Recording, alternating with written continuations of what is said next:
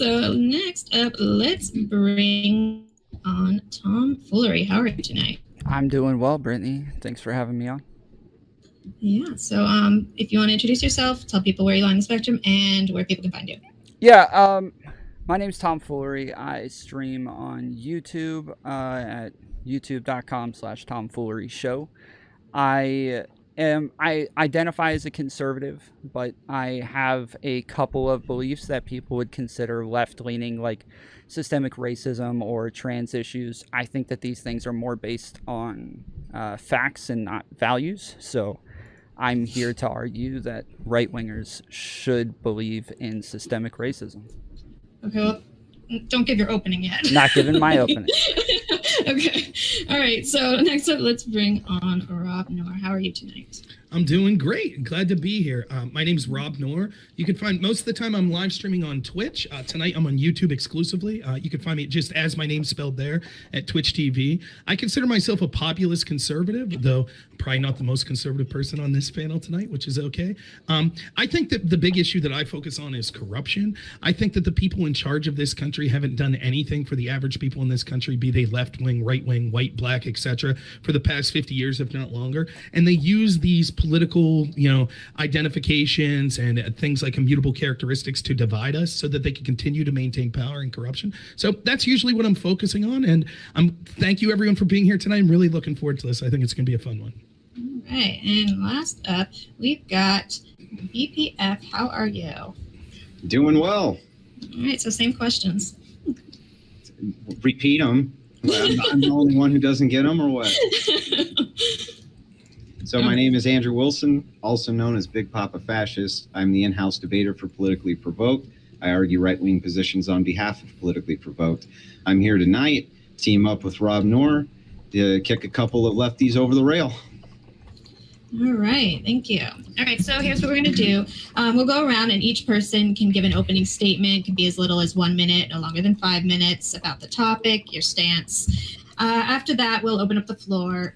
During the debate, you guys can start sending your questions in. We'll be jotting them down throughout the debate. Just tag Politically Provoked, who your question is addressed to, and then we'll get to them during the Q&A. After the Q&A is when we'll do closing statements and final thoughts. So, who's breathing so loud? It's probably me, speaking of asthma. Yeah, your asthma is kicking in hard. Pull the mic a little further away. Okay. All right. So, why don't we get started with opening statements, and let's get started with Tom. Why don't you guys go on? All right. I'm sorry. Okay. So, I'm here to defend systemic racism because I think that it is factually true based on the definition. As a conservative for the longest time, I thought it was debunked. I thought it wasn't true. And then as I was arguing against it, realized that some of the things that I was using to debunk systemic racism actually fell under the definition of systemic racism. When it comes to systemic racism, I don't like the name because the systems themselves they don't have racist intent. And there aren't people within the systems that have racist intent. Nobody is maliciously trying to hurt black people, but the systems carry on anyways, and they do disproportionately affect black people. So within the definition, saying that systems like business, culture, government, these sorts of systems, regardless of what the intent is for them, they're going to disproportionately affect black people in a negative way.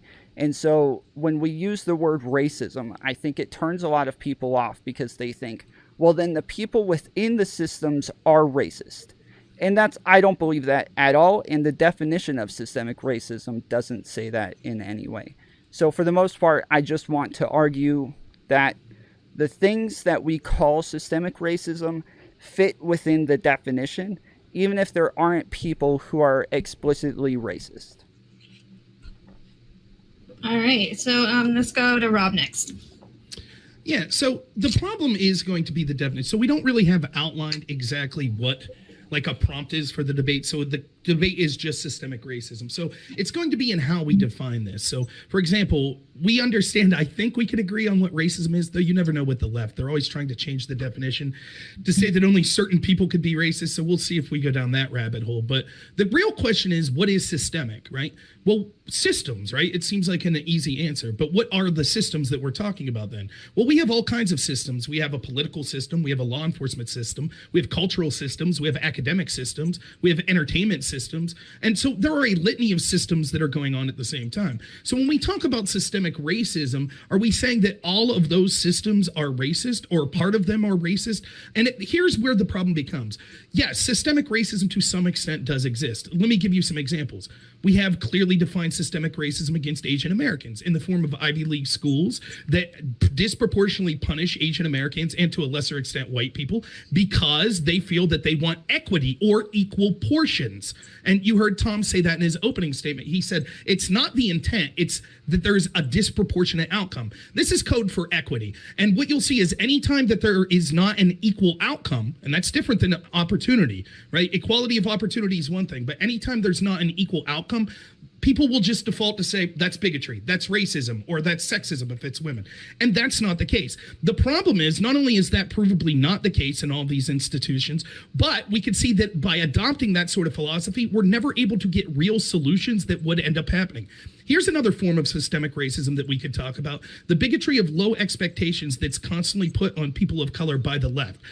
It results in things like saying, oh, the police officers are systemically racist, which leads to movements that say things like defund the police, which in turn causes more violent crime to increase where?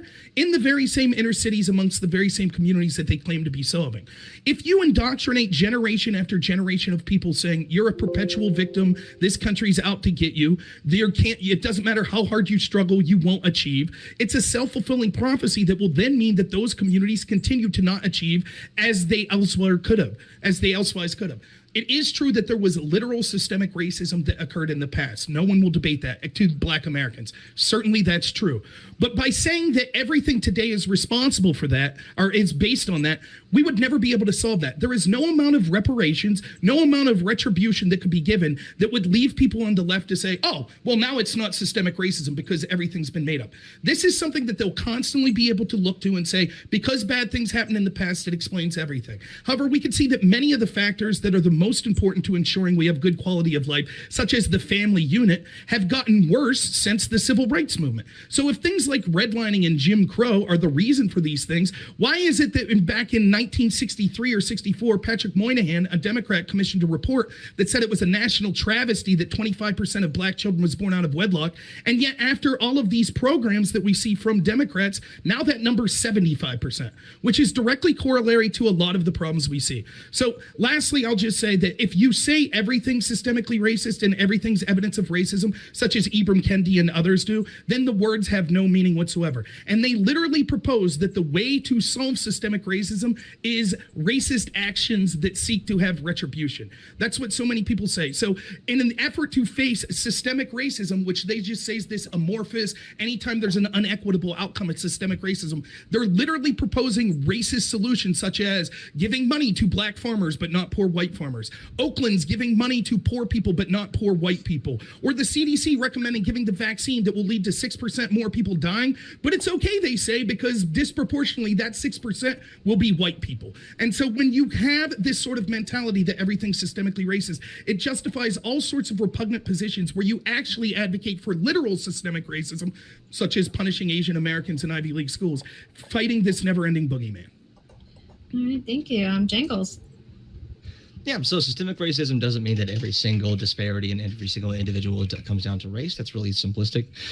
Systemic racism is very, very multifactorial. So systems intertwine. So all a system is an interaction between actors. That's really all a system is in the broadest sense. And you can't fully separate the educational system from the criminal justice system, from the economy. You can't really separate these things neatly because they all play off one another. So when we say that America is systemically racist, it just like Tom said, it would be systemically racist even if no one individual actor within it were racist, and it's just a product of linear time. So there's the lack of accumulation of wealth for Black people, which pushed them into certain areas. We have stickiness of wealth. It takes roughly 5 to 6 generations before wealth starts to even out, before you're no longer affected by the wealth of the people who who you grew up with. And on top of that, it's not this thing that like, oh, old racism has perpetuated through to today, which is true to a certain extent, but it also has to do with like post hoc justification. So if you believe that America is a free and just country, which is great, if you believe in colorblindness, that's awesome. And these are good qualities to have that good people try to have.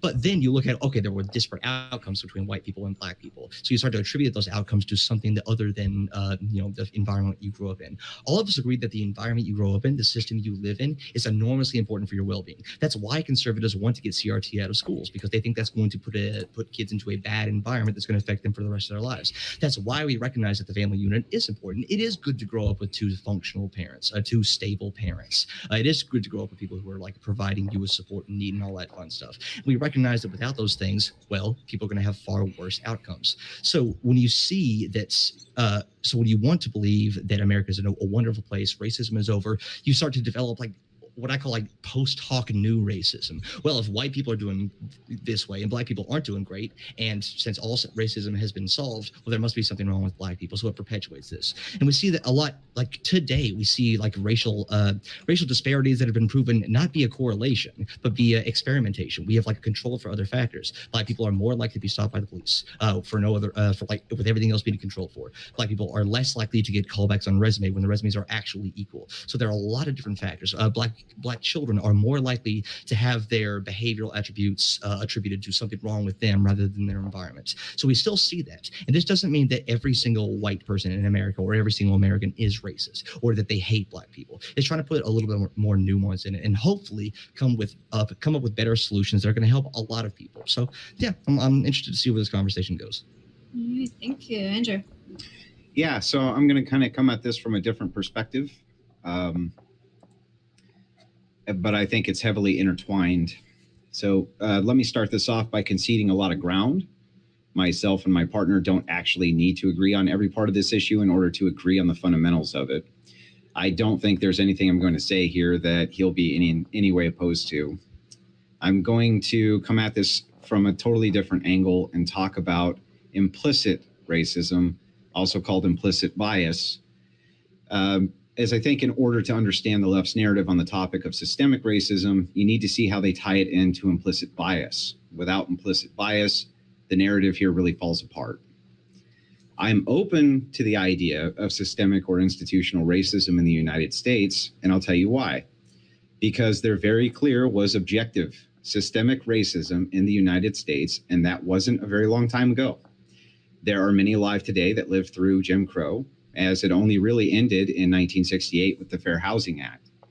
For a frame of reference, my father, who is still alive, and he was born in 1947. I think you could probably make a compelling case that it's worth looking at various institutions for the remains of laws and regulations or unfair procedures that could easily still remain, considering such a short amount of time has elapsed between the repeal and our current year. That said, there are no laws anybody can ever seem to point to, nor institutions, nor regulations that are inherently racist, kind of what Tom Foolery there was saying. They can also never seem to point to the idea that even most white people are racist, as white people seem to reject en masse the idea of white supremacy in organization, groups, national identities, etc. That said, I'm fine with the exploration of investigating all of the various police departments, courts, state laws, federal laws for signs of these things and having them removed if found to be purposely discriminatory. My main opposition to the idea of the left's form of institutional racism is subconscious and unconscious bias in regards to racism. The unconscious thought principle, for instance, is assigned this way. If you take the unconscious thought principle, it asserts that the existence and nature of two kinds of thought, conscious and unconscious. Conscious thought is defined as objective, relevant, or task-relevant, cognitive, or affective. While unconscious thought is different than unconscious bias, it's important to note that evidence for unconscious activities of thought in most cases is heavily contested. In regards to unconscious thought for this postulation, for instance, in the largest analysis to date, examining all studies to date and contributing a large-scale replication study, it was stated that large-scale replication found that there exists no reliable support for the claim that a momentary diversion thought leads to better decision making than a period of deliberation, for instance. I'm critical of a lot of science due to the replication crisis, but note that this was a large-scale replication study. Unconscious bias is interesting, and I'll read you a passage from Enact Solutions during an unconscious bias workshop. The human brain is a formidable pattern matching machine. Sifting visual, verbal, and behavioral cues, it helps us, for example, to quickly determine whether someone is friendly or hostile. Much of what it does outside of our awareness. Our unconscious mind processes 200,000 times more information than our conscious frontal lobes. You can find the same information from Exeter, UK, or treasures.org or pipelineequity.com on their unconscious bias training. What's the basis for the unconscious mind to process 200,000 times more information than our conscious mind, you ask? Interestingly, almost all the unconscious bias training I could find said this, but never sourced it. In fact, just Google subconscious mind 200,000 times faster than conscious mind, and the result for page after page after page will be about unconscious bias. This is a script. It comes from a man named Dr. Pete Jones. I have no idea where he gets this information because I can't find any solid scientific evidence anywhere that the unconscious mind runs at 200,000 times the speed of the conscious. My main problem here being this. There are a lot of studies out there for how fast the conscious and subconscious mind are, but it's all heavily contested and may not be in any way accurate. Unconscious thought may not even exist. The amount of information for our unconscious mind can process, or what it can even process, is highly speculative, and the science is very much not settled. It's even been postulated we may never know, so giving people anti-bias training based on unconscious bias seems absurd to me. From the University of Michigan Law School, titled The Failure of Implicit Bias, another name for unconscious bias, quote, critics have questioned what, if anything, the IAT, implicit association bias test, actually shows, and whether, even if the IAT shows the existence of implicit bias, that bias is purely internal or instead actually translates into actions that treat people differently on the basis of race or other characteristics. End quote. This would, of course, imply conscious bias instead of unconscious, which I think is provable and easily solvable. I think if you can't point to data as being an indicator of systemic racism, and I don't think that you can, that you're left with unconscious bias. And I think that's where this conversation is going to end up, in the realm of the subjective rather than the objective, which is why I wanted to tie it together now rather than later, and I'll pass it over. All right, so yeah, now we can just open up the floor, you guys. If there is a lot of interruptions, then we might go into timed back and forth, but just give it away. Okay, so one, I want to say that I really appreciate you guys coming to talk about this. I'm glad that it's the two of you guys that we're talking to, because I think that this is going to be a good faith conversation. So first, I don't want to get into solutions, because Jangles is an actual lefty.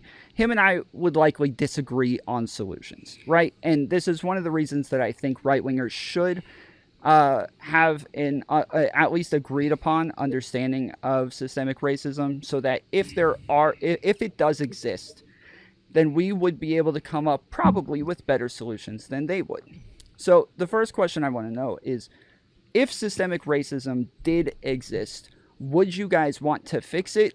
If they are being oppressed specifically based on the color of their skin, would you want to fix it based on the color of somebody's skin? Yeah. Okay. Show me the racist law, and I'll fight it right with every leftist. Yeah. Absolutely. Okay.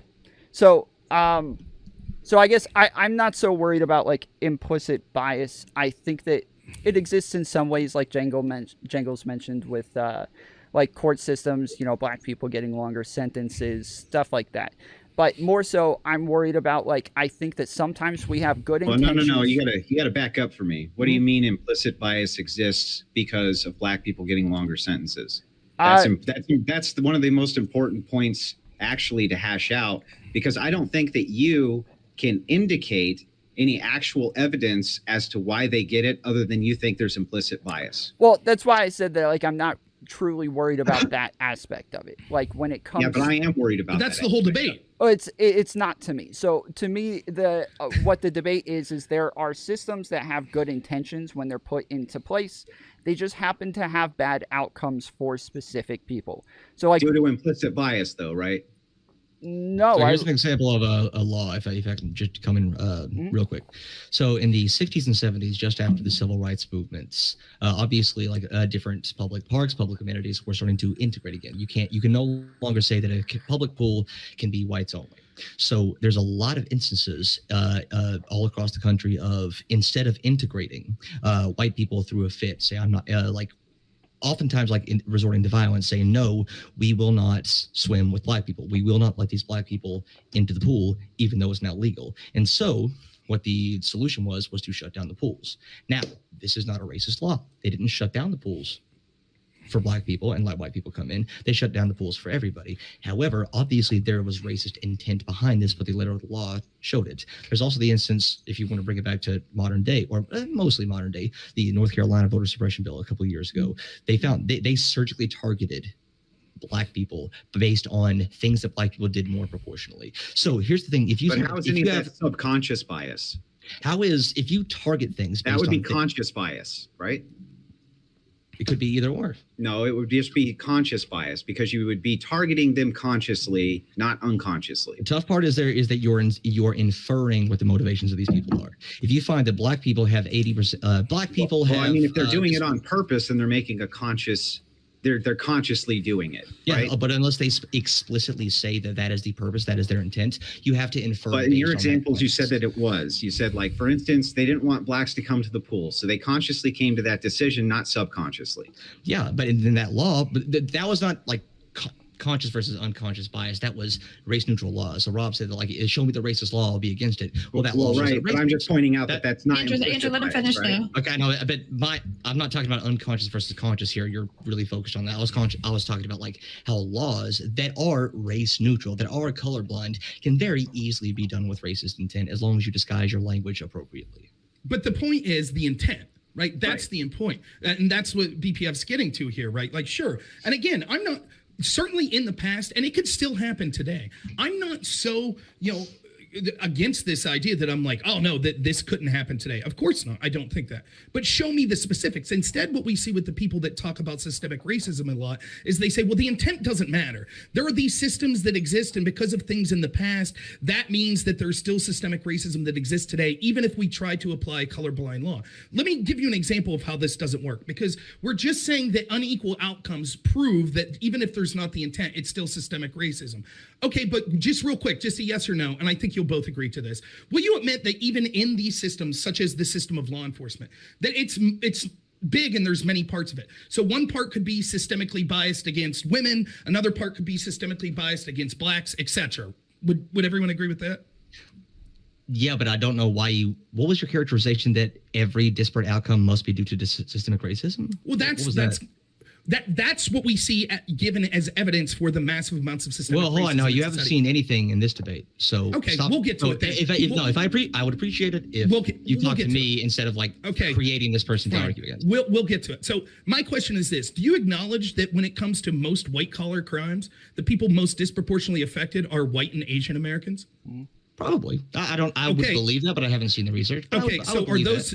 Cool. Would that mean those laws are systemically racist against white and Asian Americans? In some way, if white and Asian Americans are more likely to be in jobs where they're able to commit white collar crimes, then yeah, I would say that would be a type of systemic racism. So do you think that that's done on purpose? No, that's what I'm saying. Is I don't think these things are done on purpose. Bias?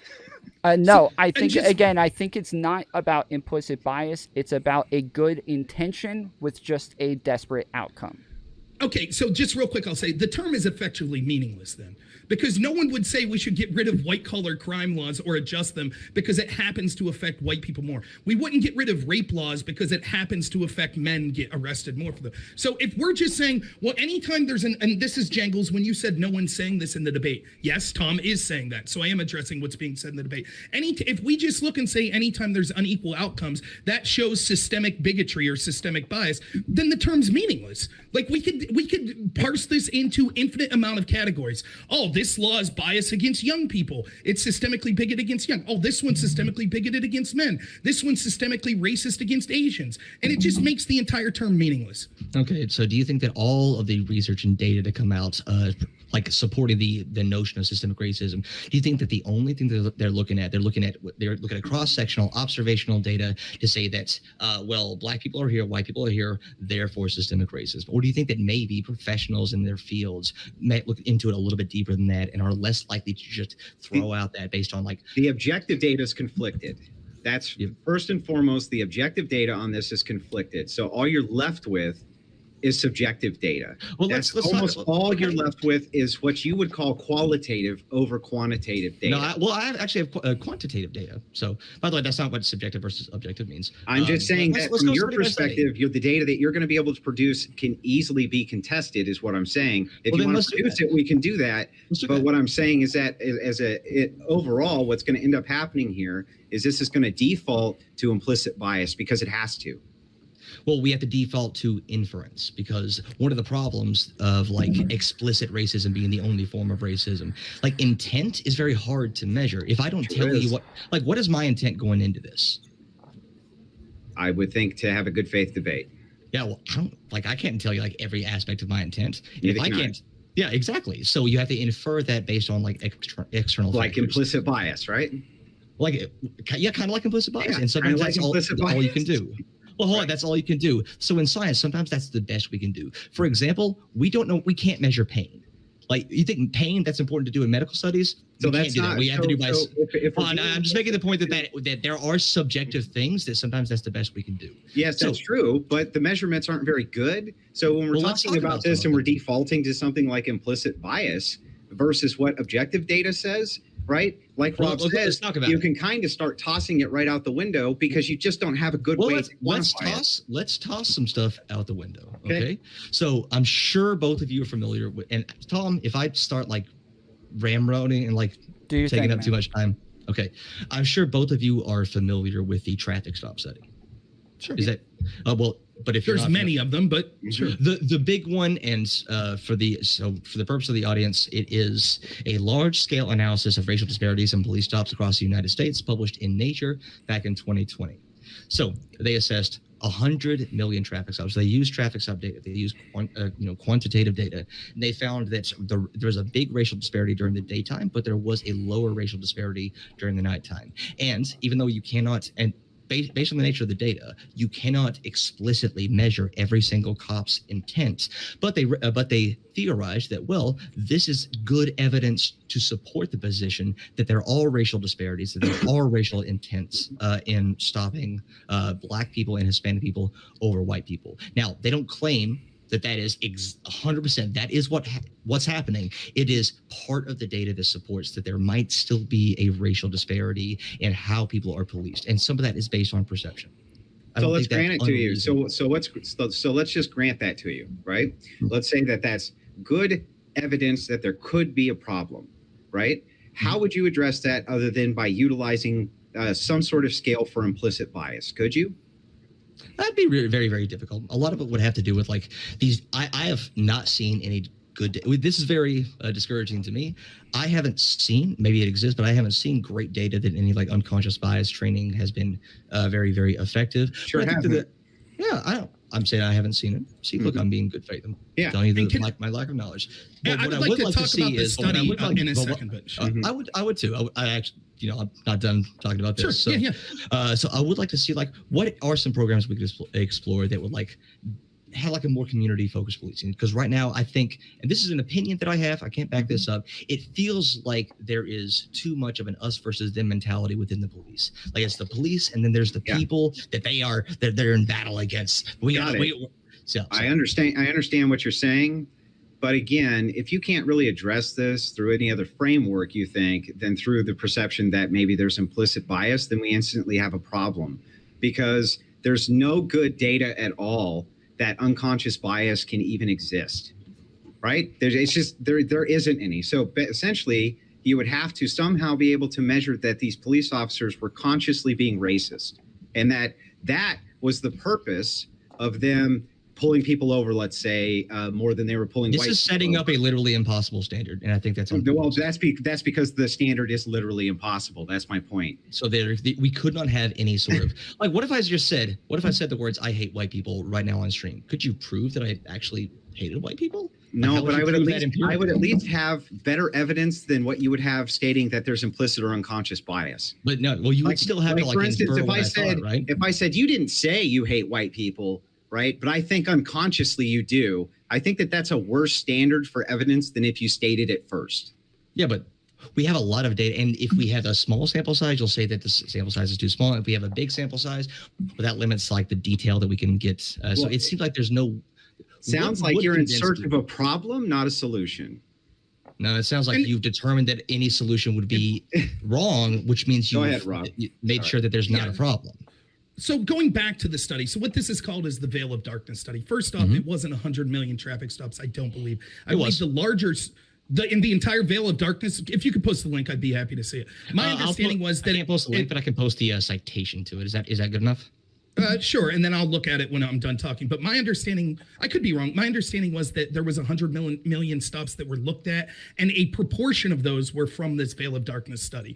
So what this was they took a specific area, I believe it was somewhere in St. Louis, and they took 15 minutes before sunset and 15 minutes after sunset, and they used those times to determine the proportion of people that were stopped. And there was it was something like an 11% increase in blacks that were stopped in night as opposed to during the day. And the theory is, by the way, this is a good study. This is what we should try to be doing, because we should try to have a control to get out all the other possible disparities that would lead to the reasons that people would be pulled over. And so this is trying to say, well, the fact that it's dark would mean that the difference is, if we see a difference in data, that would be largely measurable by the police were unable to see the person that was in the car. And so what ends up happening is, it turns out during the day or during night, we saw am I correct in this, Jangles? It's during night there was a higher percentage of or during the day there was a higher percentage of blacks stopped, correct? Black and Hispanic stops, yes. Right. So the argument is, when they could see the people that were driving, then they would all of a sudden be more likely to pull them over because they were black or Hispanic. But even the founders of this study. Additionally, the study also found that black people, there was a lower bar to like justify searching their car. Regardless, what we see is that there are even problems in this study that you can't prove definitively that the reason was racism on the behalf of the police. For example, almost all of these stops were pulled over in well-lit areas, and when people went back to see where the officer stopped, many of the people that observed this said that it was blatantly obvious that you could still see inside the car. So just because it's at night doesn't mean that if you're in a well-lit city that you can't see the race of the person behind the car, or at least see if they're dark or if they're light. And there's other factors. We're not talking about the same study. Sure, I can post the study that I'm talking about. The study I'm talking about was referencing, let's see, Jeffrey Grugger and Greg Ridgway. Maybe I'm looking at a different study than you. This is Pearson et al. Okay, so I'll look at your study, but the study I'm looking at that attempted to do the Veil of Darkness, there are all sorts of potential problems, like the potential lighting. It could be that there are literally, because of people's different lifestyle choices, more people of color that are on the road during the day than in the evening. And there could be a lot of other factors. But even let's say that that's theoretically true. Again, we could see that what we're talking about here, do you have the disparity? What was the disparity, the increase in percentage that they were pulling? I don't have the numeric percentage of it. It's somewhere. But it wasn't like 100%. It was something like 10%. Correct. Is that not good enough?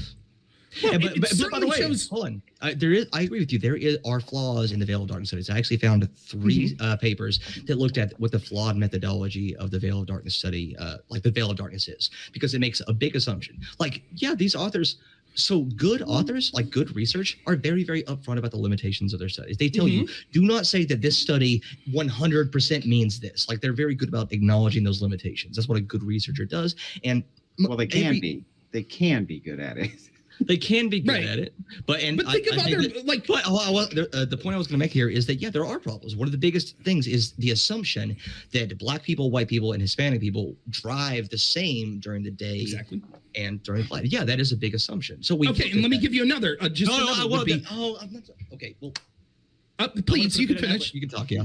Okay. Okay. Okay. Fuck. Please go ahead. I'm sorry. All right. Cool. That was funny. Like, okay. Yeah, they've done that. There are 3 separate studies, and I'm happy to put. I'm just gonna go ahead and get in the habit of putting my citations in our chat where the actual like live chat can't see, so it's secret. It's behind a veil of darkness. See, metaphor. That means I'm smart.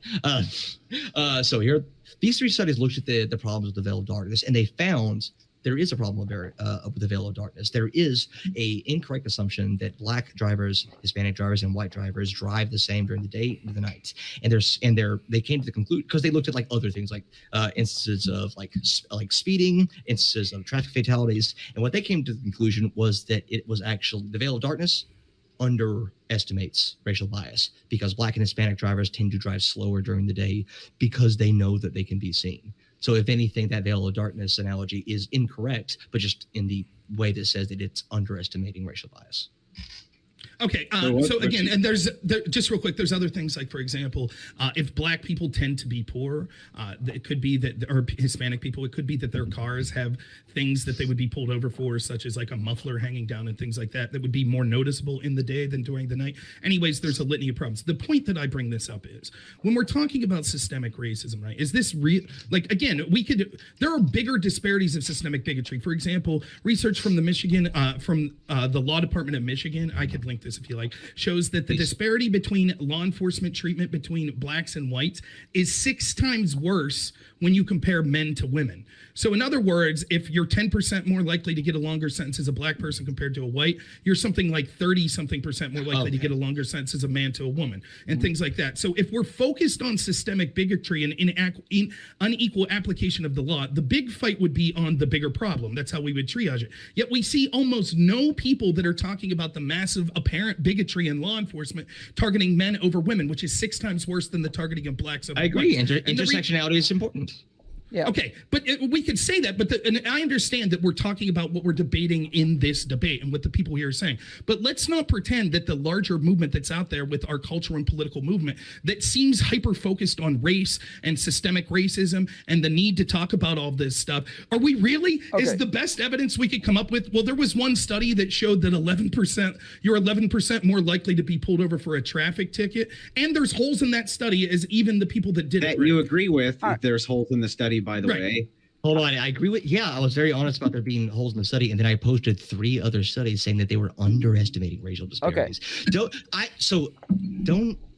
If this is one of the reasons like political conversations can get bad, is because if you're honest about the limitations of your own studies, if you're honest about your lack of knowledge, that can be easily attacked as you don't know anything. So it like disincentivizes people to be honest. So right, real quick, I have a lot. Well, I'm sorry if the evidence for your position is very good, and I have a lot more studies. If the evidence for your position, you say this makes my position less defensible, right?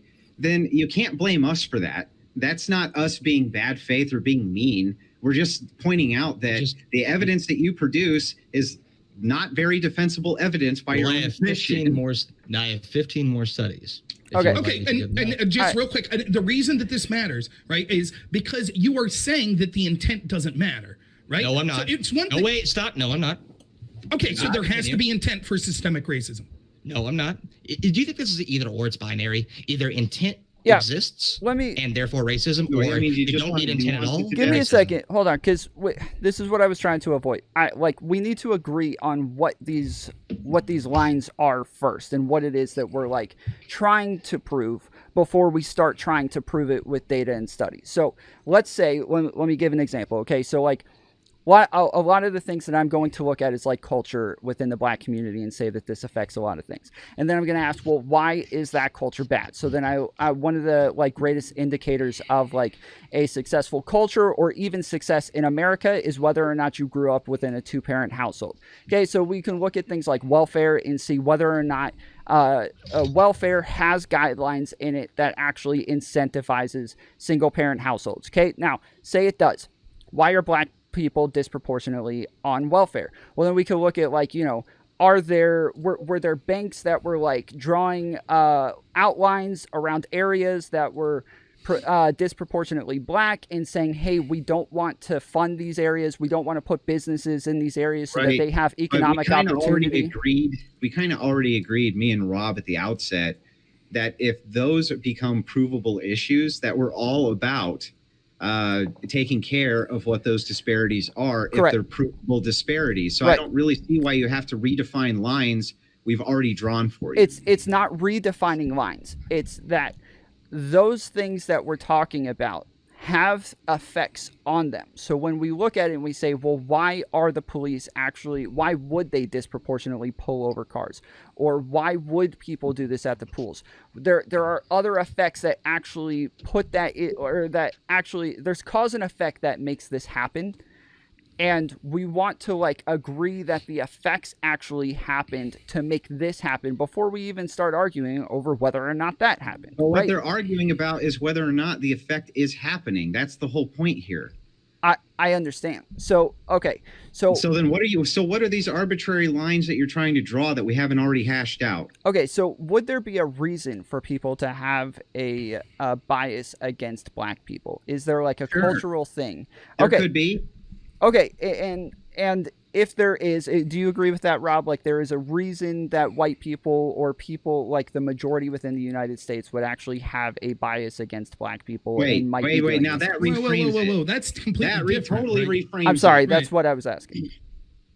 No, I reject the framework that the majority, or that there would be a reason for the majority of white people to have some type of vendetta against blacks. I didn't mean the majority of white people. I mean white people as the majority, meaning like some people that are white who are the majority have a bias against black people who are the minority. Let me just make sure that I get this correct. Go ahead. Are you asking me if there's some white people who could have a bias against black people? Because if so, the answer is yes. If you're asking me, is there some framework for which white people follow through some institutional version to have some bias towards black people, my answer is no.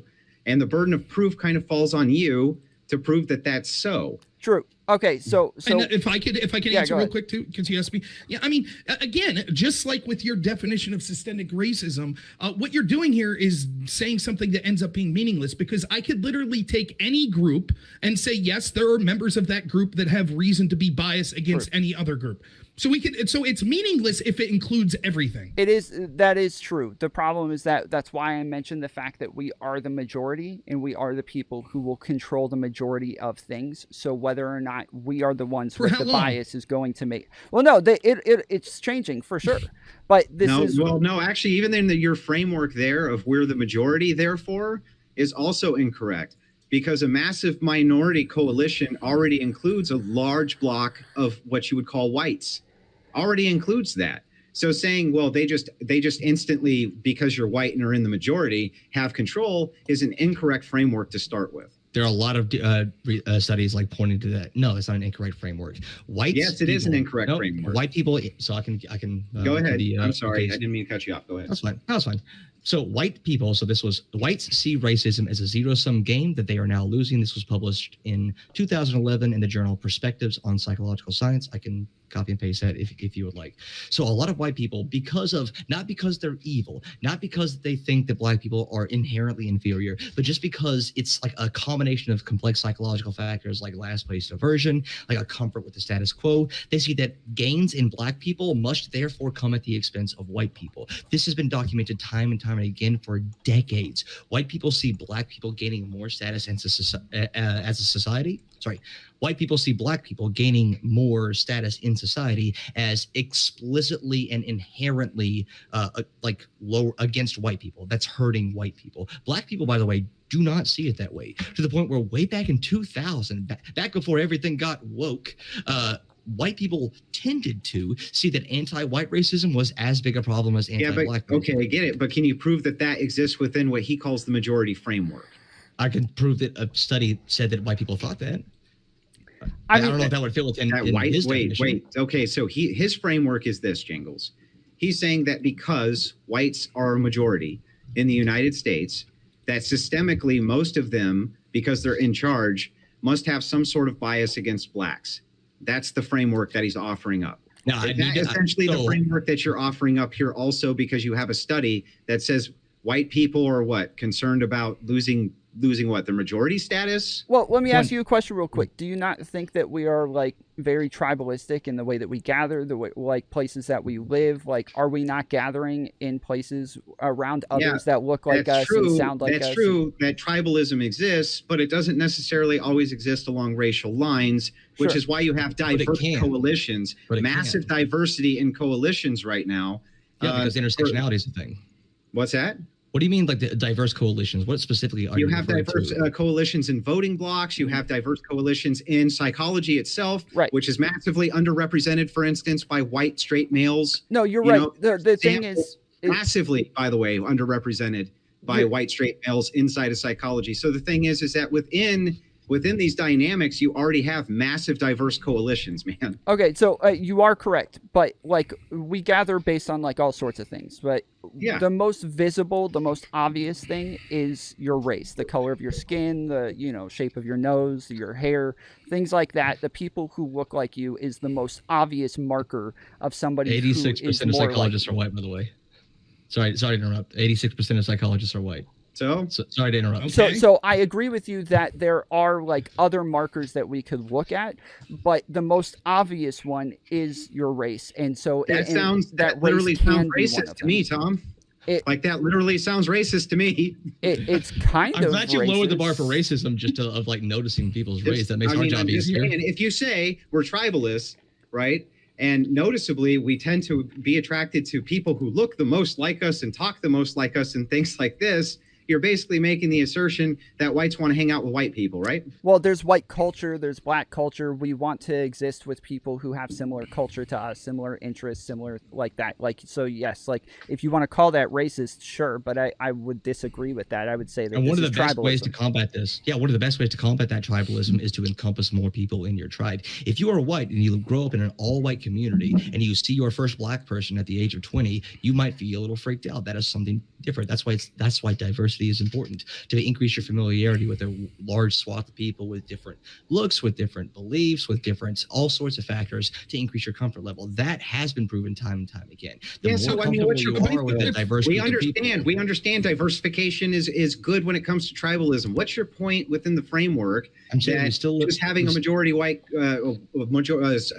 soon to be minority population of whites, in fact, right now are somehow in charge of the existing framework, so therefore that proves that there's systemic racism. That's my point. There could be some sort of bias against them. So, like, one example is like I forget the name of the study. Could be. Right. Well, no, it's likely, because if we're more likely to want to be around people who are like us, then when it comes to something like hiring, we're more likely to want to hire people like us. So a good example is like the study where they look at names on the application and they decide whether or not they hire those people based on the name. And now the idea isn't just that like they hate black people, so if the name is Shaniqua, they're not going to hire that person. It's that they look at names and have this bias that says like, well, somebody who has names that I'm more used to, that like I think would get along with me, or a person that I would like. These sorts of things are evidence of some sort of implicit bias. Yeah, BPF, okay, you define bias as like a vendetta. You like conflated those two terms, like bias. No, I didn't conflate. I didn't conflate anything. Well, he asked you, operating off of the framework that was offered to me. I haven't offered a framework.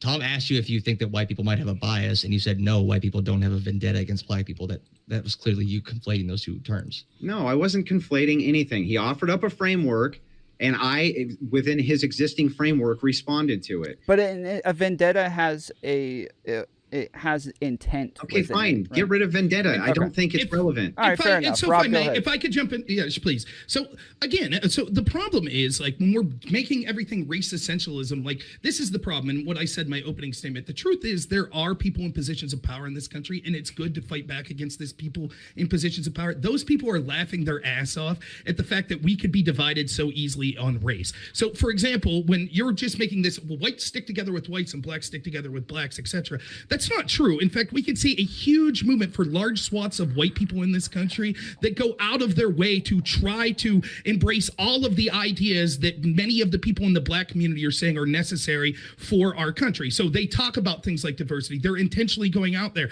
They feel more comfortable being around people of different skin colors because they think that it pervades some sort of badge that, oh, look how good I am. I'm embracing this diversity. So this brings us to things like the name study. Here's the problem with the name study. Like, for example, one of the most common black boy names in this country is Anthony.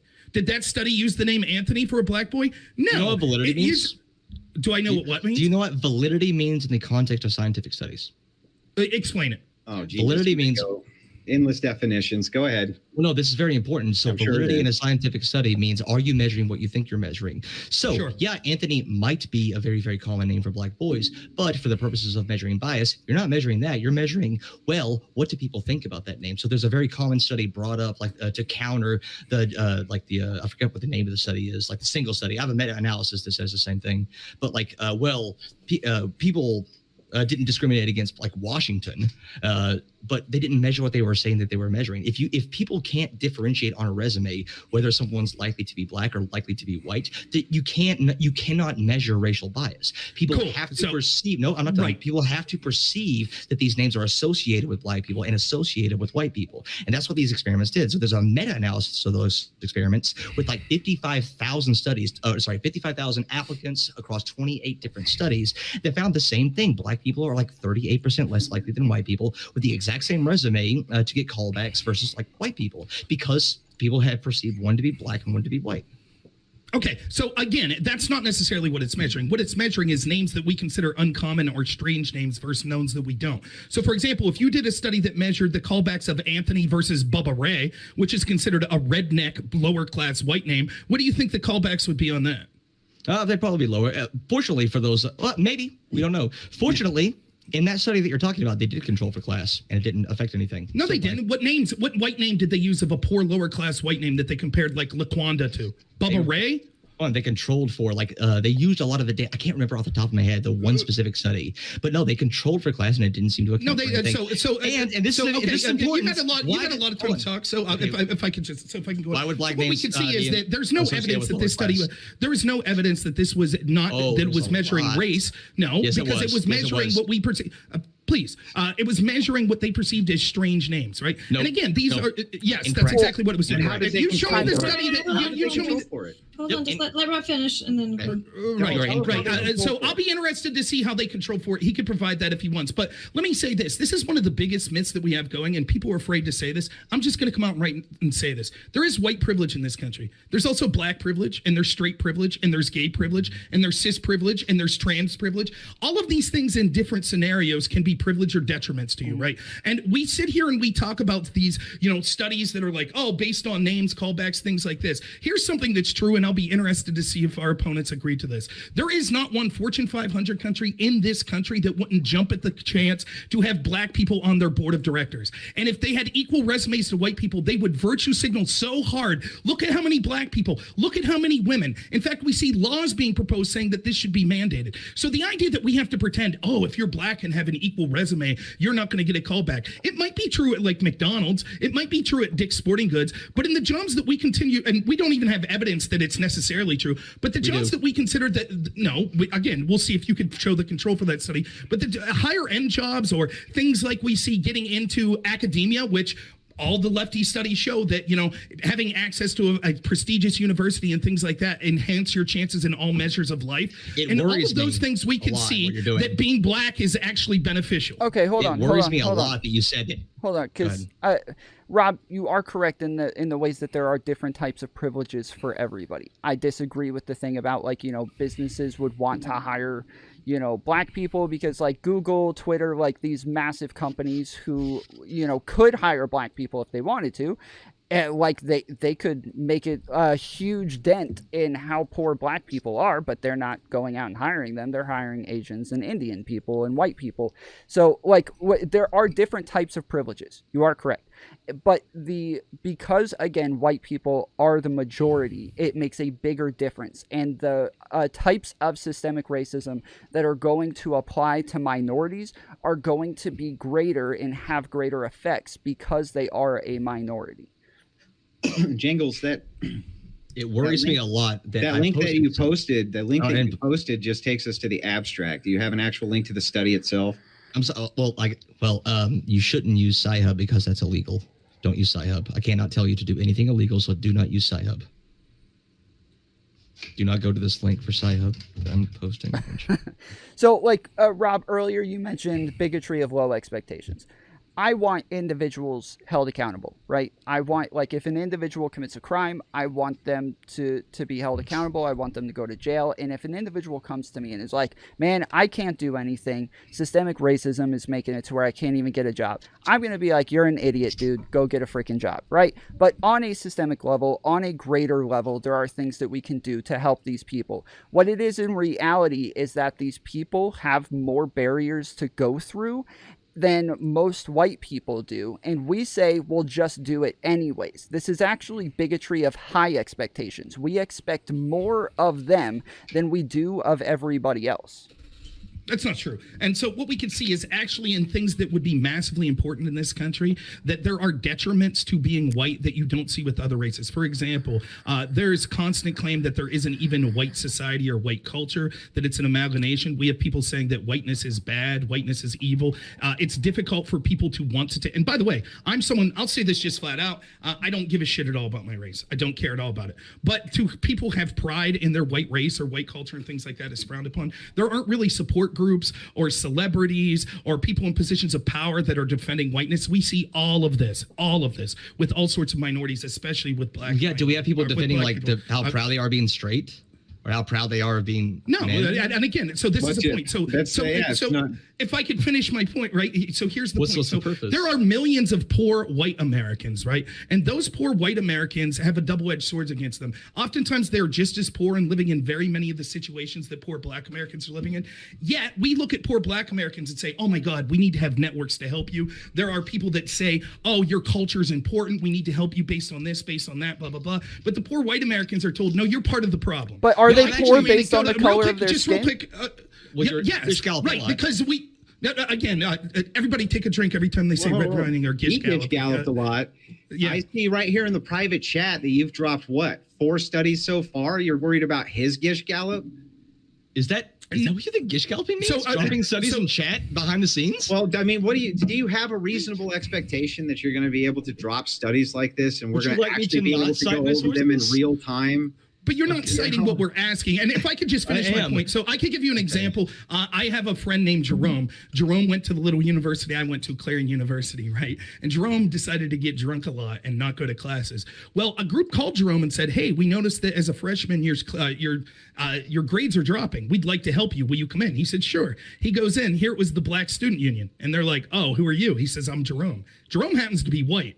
They said, sorry, we can't help you, right? There are all sorts of programs in our university that are designed to help specifically minorities. We have minority counselors in almost all of academia. In fact, it's the fastest growing position in academia. We see in culture, the encouragement of black culture and things like that. All of this shows that, yes, the real problem here is class and power. And what we do when we hyper-focus on race and we say, well, no matter what, if you're white, you're in the majority. That's small comfort to the white homeless person. That's small comfort to the white person that's struggling and working 9 to 5. So hold on, I actually grew up as a poor white person. And dude, the topic of this debate is systemic racism. All right, it sounds like what you're saying when the topic of the debate is racism, that to focus on race at all, to make that a part of the conversation at all, you just never do it. So there's a couple of points. One, I did grow up in a poor white community. I grew up in Eastern Kentucky, literally the same county that Lyndon B. Johnson, if I remember that correctly, started his war on poverty, because my county was the poorest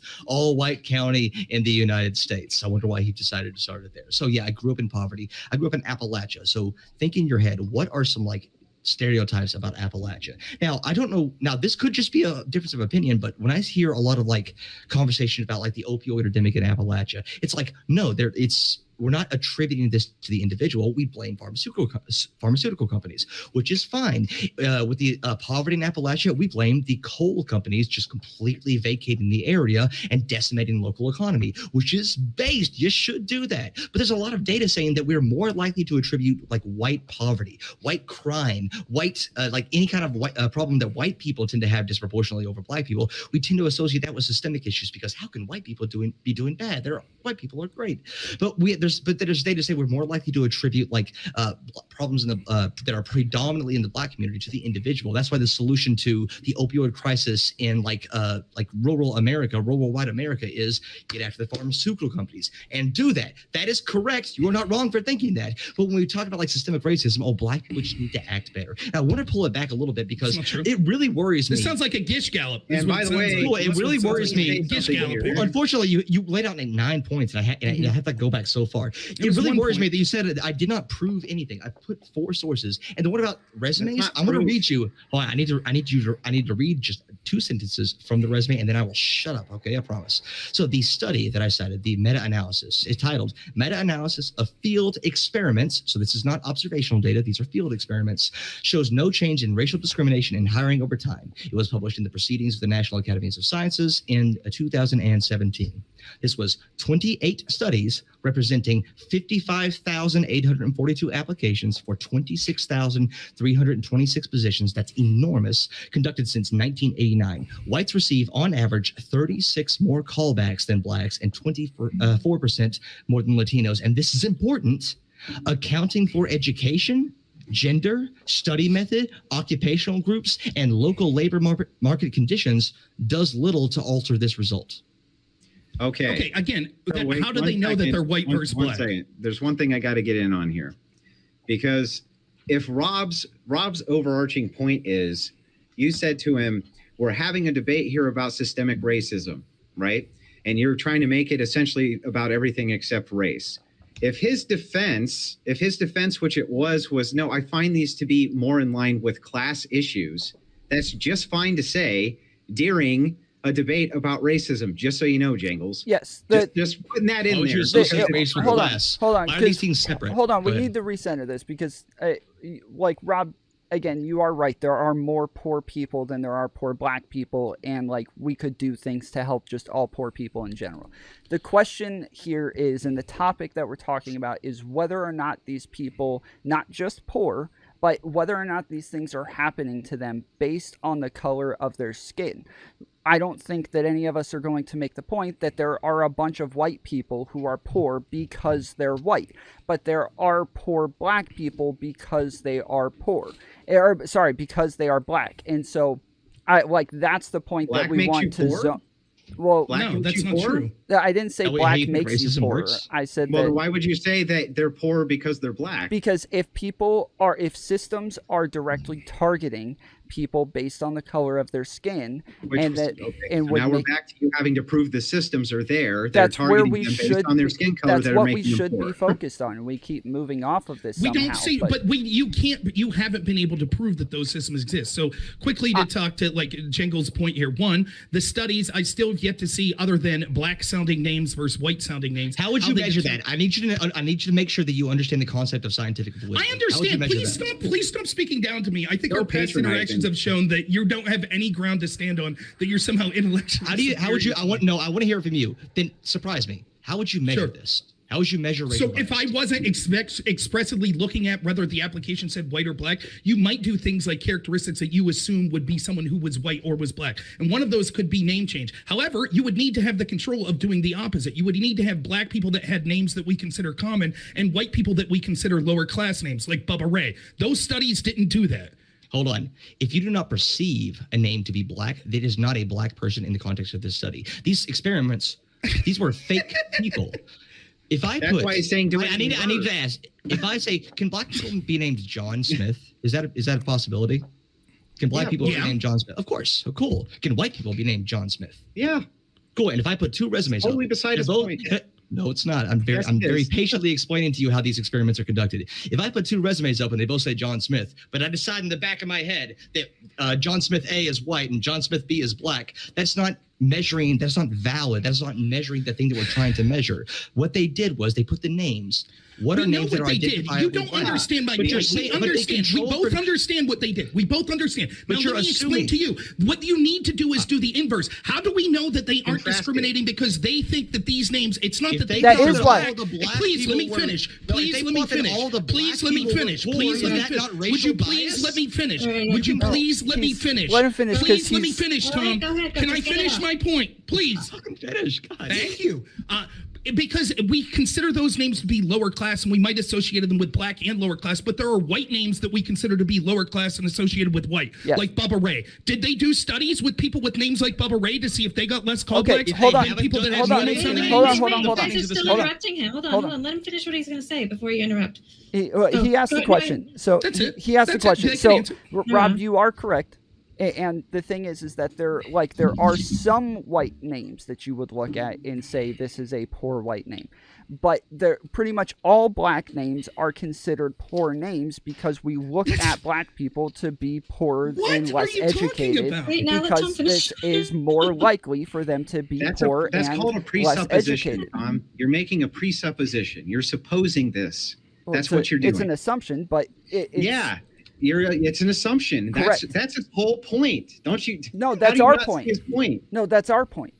No, it's not. Again, most black names are very similar to white names, right? And this is why validity is important. If you do not, how would you design a study that looked at this? Let's say, because you have to isolate your variables. Hold on. No, you have to isolate your variables. You have to isolate your variables. You cannot look at like 18 different things at once, all right? So if we were designing a simple study, black versus white, and let's just keep it black versus white, how would you design a study that looked for racial bias in hiring applications? The resumes have to be the same. The resumes have to be the same. Fine. He just wants to see it done in the inverse to see if the results are the same. Okay, hard. Now, so if they did not look at Bubba Ray, does this disprove the results of the study? Yes, because we don't know we don't know if it shows racial bias or bias against low-class sounding names. We can infer that the most likely outcome is that it's racial bias. No, this is the problem. So if this is the problem with everything that I know so much more about how studies are conducted than you. I'm sorry. Right, we know you do.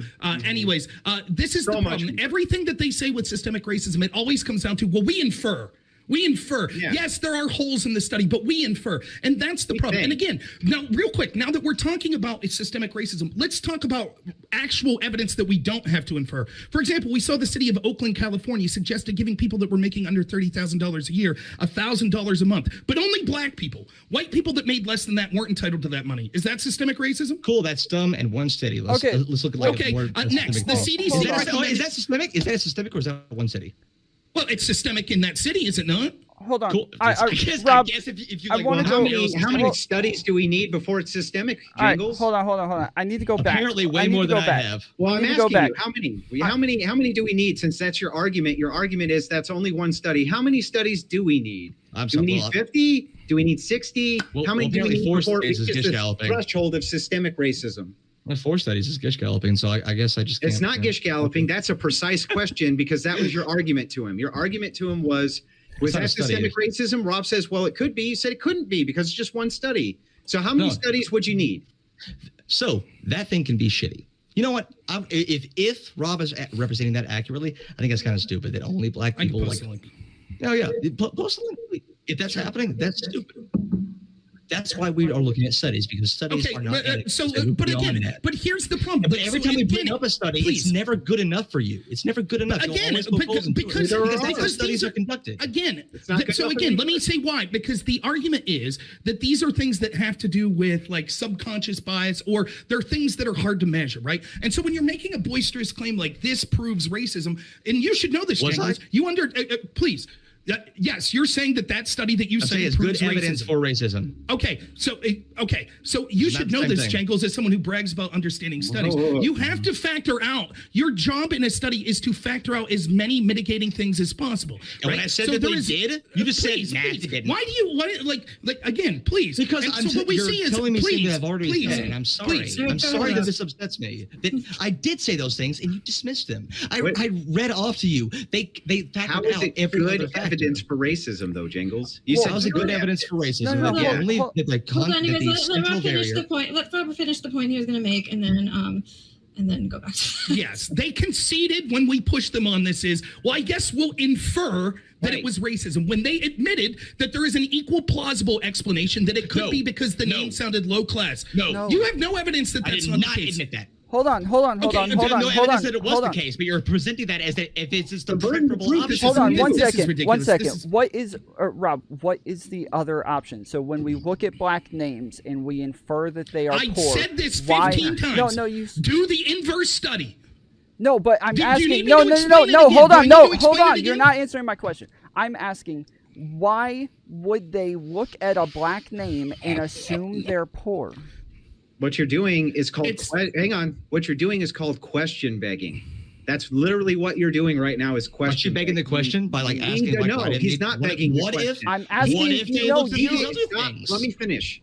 He gave you a precise metric that he'd like to see. Yes. The precise metric he'd like to see is to see this done in the inverse. Right. To see if the results are different True. than what you did in these particular groupings of studies. Right. In this particular case, Mr. Foolery over here is literally begging the question by saying, well, what else could it be? No, I'm not. Okay, I'm I can asking help you you out. what I can your help you a lot. answer is. I'm asking what you think the I will inverse give study would show. Let me give the answer. Yes. There is no. You're saying that because two things could simultaneously be true, a name could sound black and it could sound lower class. Oh, why are they assuming that black person is low class? But that's not the assumption. The assumption is, for example, the name Apple. Isn't there a celebrity who named their kid Apple? If I saw Apple on a resume, I might say that sounds like a weird, trashy name. Okay. I don't know if that person's white or black. Right. It's the Right, fact so- that the So- name. And no, real quick, hold on. no, please, let me I finish. gotta You finish asked the this line of question. question. So let me answer. So it's not that I'm thinking, I'm thinking of the racial makeup of this person. I'm thinking this name seems so ridiculous that they probably come from a family that I don't think's that good. Right. That's why we should take one. So I know white people named Star. I know white people named Destiny with a Z. I know white people named Cinnamon. I know white people named Bubba Ray. Right. Did we do studies to see how if those lower class or strange sounding names? It's real simple. Okay, no. They didn't do those studies. Why? Hold on, because what is a rich sounding black name? A name that you would say this is a high class sounding white person, name. but we know. John. Yeah. No, that's our point. Is that there are some This names. is what makes me hold want on. scream. Listen, there are some names that you know are black, right? There are some names that could be white or black, right? They're like, that's the point, is that when you see the name that can only be black, that you will look at it and you say, this has to be a black person, this is when the bias comes in. And the assumption is that they are lower class and less educated because they have the black name. And it is true, like that is more likely. It is correct though. It's like not true. it is black people He's are just disproportionately positively poor. asserting that. The black people are disproportionately poor and disproportionately less educated. Or do you disagree with that? Sure, I think that's true. Okay, that's my point. Is when you look at the name, No, that's not the point. That's not the point. You're conflating things, right? Yes, You're you saying are. because there are names that we traditionally, yes, it is true that certain, like for example, Jorge would be a name that we would consider as more Hispanic sounding than white sounding, because a bunch of people moved to this country from different ethnicities and adopted more of the names that traditionally would sound like Anglo names or European names and things like that. That doesn't mean that your claim is true, though. You're saying that there are names outside the bounds of what white people normally name their kids, and we assume all of those names are poor. But the reality is that it could be that people assume those names are poor or strange or something like that because they are abnormal names, and it has nothing to do with their skin color. This which is why if we I wanted really to, want you to know what which is validity why means. which is why if we wanted to control to make sure that we're focused purely on race with not hiring rather than strange sounding names, we would have names that are strange sounding that are white, like But Bubba I Ray agree with and you. things I like that. But agree they with didn't you do though, those Rob. studies. Hang Hold on. on. One at a time. I agree with you though that Bubba array would have the same outcome. I agree with that. I agree that you look at a name and you infer class and education. But when you look at names that can only be black, you automatically infer that class and education. I have 2 points to make this. I have to ask you a hypothetical. Mm-hmm. No, okay. Tom, and I'll kick it back over to you, Jingles. I'm sorry. Tom, if we were to do this study in reverse, let's say, okay, and we found that there was an equal amount of whites, let's say, who were not hireable based on these white Southern sounding names like Bubba Ray, things like this. Would you infer then that that would be systemic racism?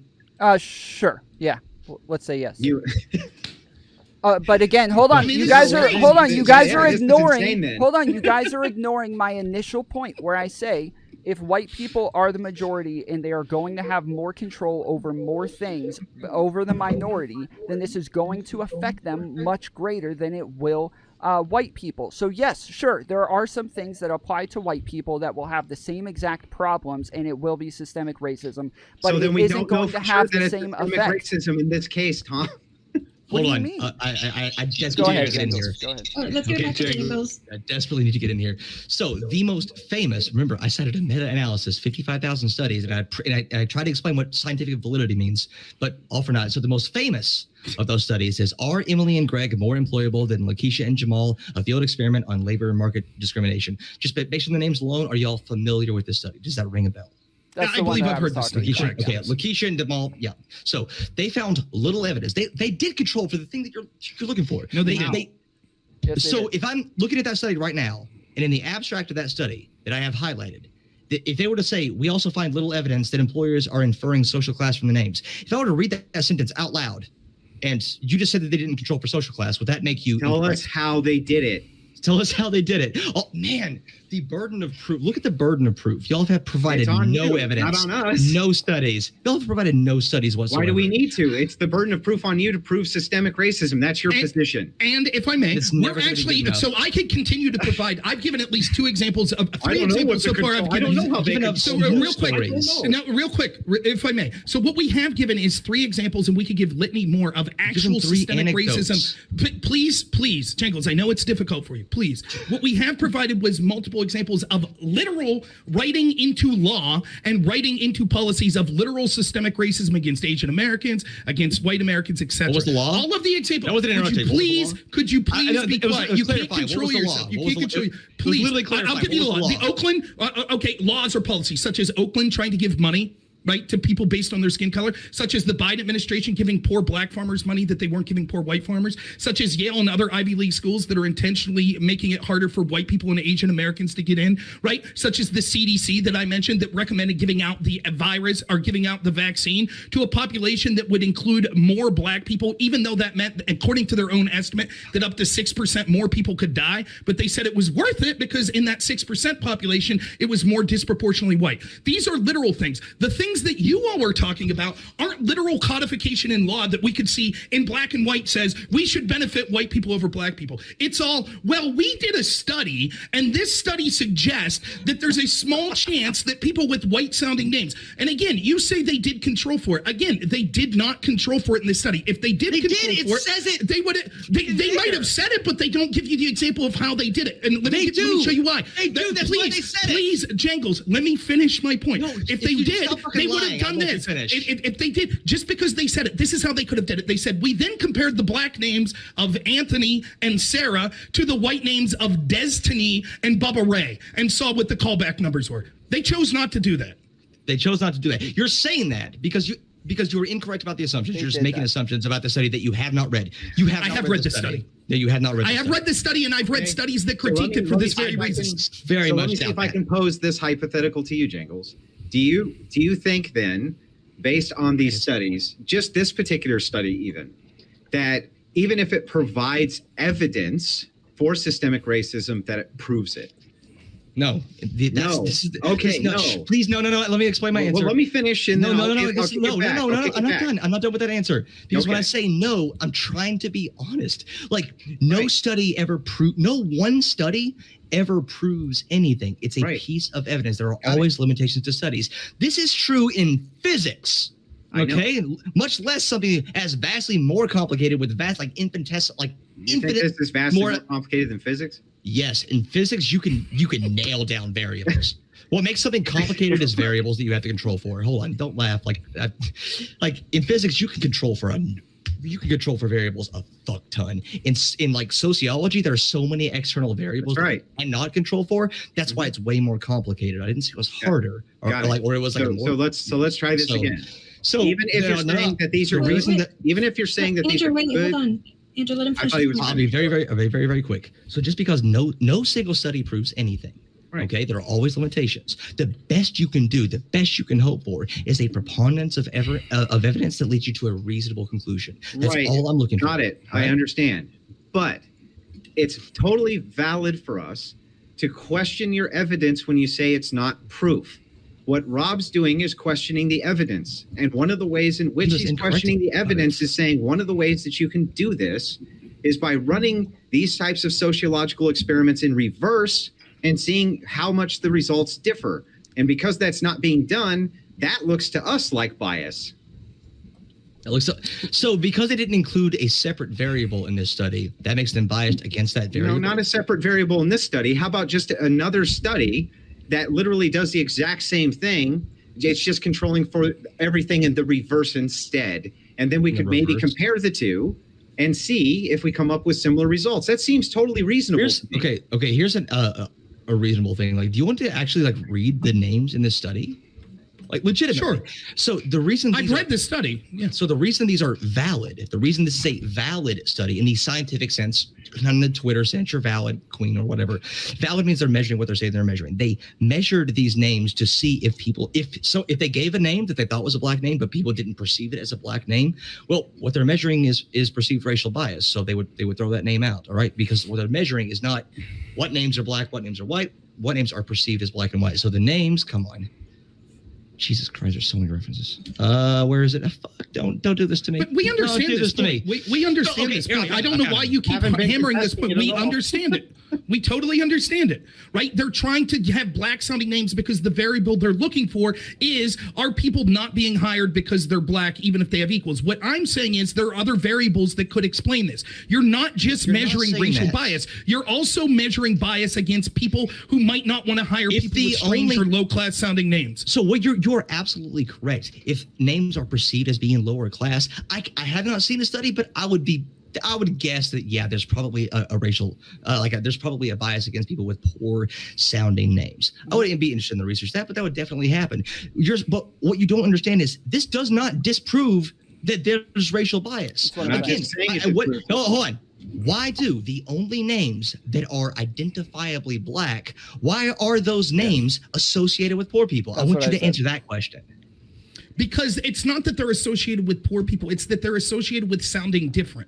Because these names sound different, they could also sound poor. The same thing would be, why is the name Bubba Ray or Cletus or Jethro, why are these names associated with poor and white? Does that prove bigotry against white people? Jamal, Tyrone, Aisha, Keisha, LaToya. These are not weird names to me, all right?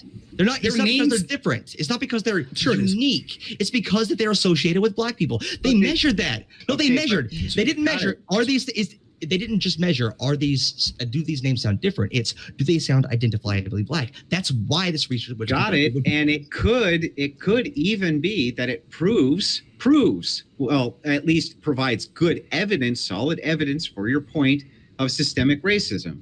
But it also may not provide great evidence for systemic racism. And here's the problem. But the what ifs you've given are very weak. But again, here's what we're saying. Please, sorry. No, I'll let you go, man. And what we're saying is all of these things, right? And it goes down the line. All of the things that you could hear. I know we've only gotten to two aspects, but it constantly comes down to, well, this could suggest that there's systemic racism, right? And again, if there's definitive proof that something's systemically racist, it's something that we need to work on. We need to talk about solutions. But again, in the inverse, we can see that we're literally suggesting policies that literally are codifying systemic racism, and we don't need studies, right? For example, we saw Mayor, I could go all day with these examples. Lori Lightfoot, the mayor of Chicago, says she will no longer be interviewed by white journalists. We see a pledge from STEM fields promising to hire up to 1 million more black people based solely on the color of their skin. We see job fields in Fortune 500 companies constantly that are asking for, we are looking to hire a person of color. Lightfoot sued. Lightfoot was sued. If it was systemic racism, she wouldn't be able to get away with that. She was sued. The system is working against her. Yeah, and the reporter thing is an anecdote. It's not a system. No, it's certainly a system when people in positions of power are prioritized. Of course it is. It's only a problem if they get away with it. She didn't. Okay, but they attempted, and did she lose the lawsuit? Just attempt. Did she lose the lawsuit? Real quick, did she lose the lawsuit? Based on, this is a story from May 28th. I don't know. Right. So then you can't say that she got away with it. We don't know that.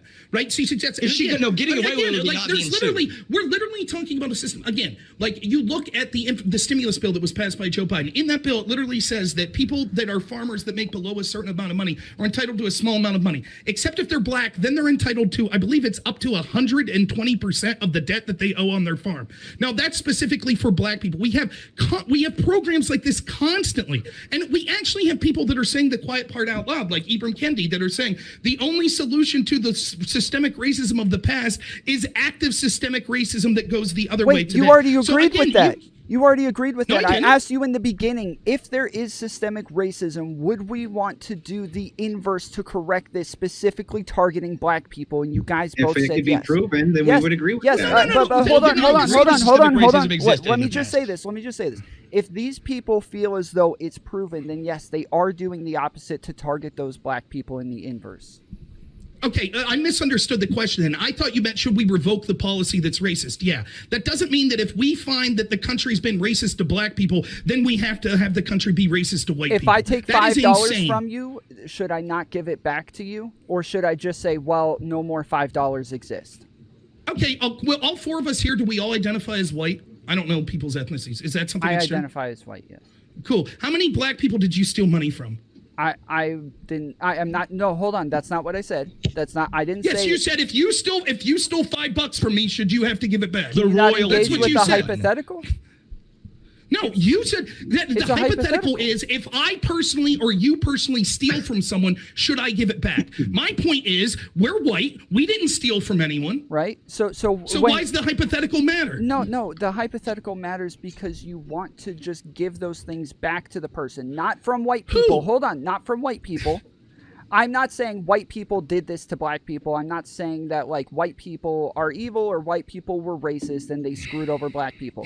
I'm saying systems applied these things. Our country allowed it to happen, and us as a country should rectify it, but not white people. Okay. Let me give this example here. Let's say this hypothetical. Let's say we have two people, right? And we'll say Bob, and he's black, and Will, and he's white. So B for black and W for white, right? And both of them are born in very similar situations. Bob's born in 1984 to a single mother who makes $20,000 a year. He's black. His family went through Jim Crow, went through slavery. And because of that, he has a single mother that makes $20,000 a year. Will's born in the bed right next to him. Will's born to a single mother who makes $20,000 a year. He's white. Will's family didn't go through Jim Crow. His family worked at the steel mines through globalization and things like that. They lost their job. As a result, Will's born to the exact same situation with a mother who makes $20,000 a year. Mm-hmm. Why should we have programs to help Bob because he's black, but not Will because he's white? Do you think that that's how systems work? Yes. No. That's okay. For example, then you. Wait, I laid this out at the beginning. Real quick. If that's true, then Oakland, California didn't recommend giving money to people because they're black. Then Joe Biden's stimulus bill that gave millions of dollars to black farmers didn't occur. Well, hold on. Those things were like a type of reparations. I don't agree with reparations. This is completely different. It's not. It doesn't have to do with systemic racism. So in the beginning, just let me lay this out one more time. Okay. In the beginning, I said that like these are systems like businesses, laws, and culture, and all of them intermingle. One affects the other. So if you are affecting people to be poor, this is going to, or if the laws are affecting businesses and the businesses are affecting black people or making them poor, then that will make their culture worse, which kind of makes it a cycle and it to continuously never end. So let me ask this question. Let's assume for a second that myself and Rob, we don't, but let's just say that we accept your framework and accept that these studies are absolutely true, and we take them as consequential proof that they are true and that they do prove that systemic racism within the confines of these small systems exist. What do you propose that we do about them? Well, that's why in the beginning I said I wanted to stay out of solutions, because I think that me and Jangles would disagree on solutions. Okay, yeah, go ahead. Well, just like how systemic racism doesn't have to be like explicitly against black people, target black people with laws, like make it racially explicit. It's just perpetuating problems in the past. I can't hear you that well, man. Hello? Hello? No, I mean, I can hear you, but you're just like, maybe you can turn your mic up a little bit. Yeah, I think you were fine. You leaned back a little. Just get closer. Okay, That's cool. all. Yeah. Okay, cool. So just like systemic racism is not the result of explicitly racist laws, anti-black laws that are like written into the law, their solutions can be that way too. There could be things that, just like there are things that disproportionately harm black people that we would put under that umbrella of systemically racist, there are things that can disproportionately help black people that we can like put forward.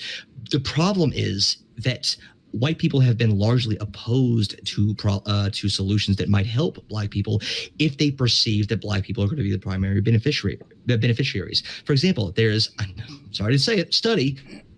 White people see that that a welfare policy is going to primarily benefit black people. They're way more likely to be against it versus a similar welfare policy that's primarily going to benefit white people. Now, why does that matter? If something is not going to hurt you, but it's going to help another group of people, why would you be against helping another group of people? I'm saying like things like welfare. Things like welfare is going to disproportionately help a lot of black people. Things like increasing the educational.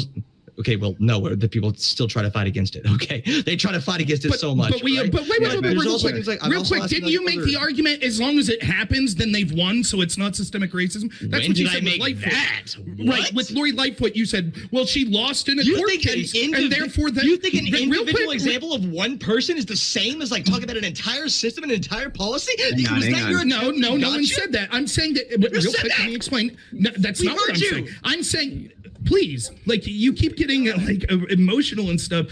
It's not a good look for you. Anyways, what I said was, your point on this point specifically, when I brought up Lori Lightfoot, yeah, there is a separate point of whether one person and things like that illustrate a system or not. But the second point that you made on that was the fact that it didn't succeed proves that it's not systemic racism. So your argument then would also apply to the fact that there are people against welfare, but we have welfare through our systems. How is that evidence of systemic racism then? Because there's a lot of evidence to say that white people broadly are against welfare if they perceive it as like. But it happens. And this is there's historical evidence for this. White people loved welfare when it was not going to affect black people, when it was only going to help white people. White people loved it back in the 20s and 30s and all that fun stuff, trying to help them out of an economic recession. But the second that black people started to become more eligible for welfare based on a complex series of programs, the second that black people started to become the primary beneficiaries somehow, and maybe with some added like messaging from like maybe Ronald Reagan, like putting up this like myth of the welfare queen that like said, hey, black people are just lazing up on welfare and they're like getting lobster dinners and getting way too much money because they're exploiting the welfare system. For some reason, white people stopped supporting these systems that do not benefit black people. They benefit poor people who happen to be disproportionately black. Got it. Sure. So in your estimation, are these white people opposed to it consciously or unconsciously? I don't know. I don't care. Got it. There's not a clean separation. There's not a clean separation. And that's fine. It's not a trick question. Okay, it's not a trick question. I'm just asking. It's not a straight binary. So hang on. Let me finish, man. I've let you go on for like hours here, and I've barely interjected. So just give me a second to cross-examine your position here, if you don't mind. Okay. So first and foremost, when we're looking at this, I ask you for solutions. You say increase welfare. What else do you want to do as far as solutions to what you consider the systemic racism problem based on the evidence that you're looking at? It was really weird that I was giving off solutions and I was interrupted. So I'm not interrupting you. So I will admit, however weak that makes me look, that economics are not my forte. All right, I look at biomechanics, I look at like trans issues, and I look at like racism issues. Economics are not my forte. I am amenable to any sort of positions that helps poor people. Now, it happens to be that poor people are disproportionately, not numerically, but disproportionately of Black, Hispanic, I don't think Asian, Black and Hispanic. I'm very amenable to those positions, and they will help disproportionately peoples of color.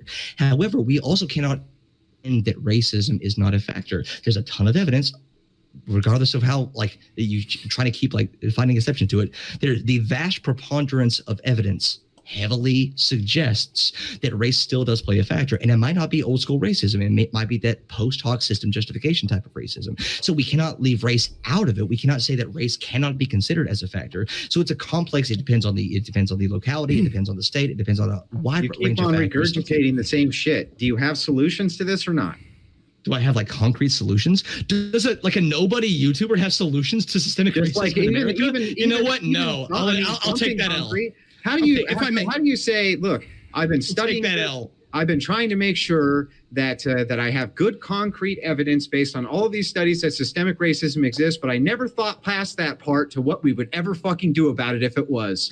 I mean, normally each individual system is going to need an individual fix, right? So when we talk about like welfare, saying that welfare can make it, if black people are disproportionately on welfare and welfare incentivizes parents to only have a single parent within the household, which is an indicator, a large indicator for success within America, then I would want to fix the one part on welfare that makes it to where it incentivizes the parents to only keep one parent within the household. In the real-time example, let's take the stop sign example here, for instance, where we're talking about how the police department is a little bit more likely, let's say we just grant it, that somehow there's some kind of racial biases there for them to pull over people disproportionately based on their skin color.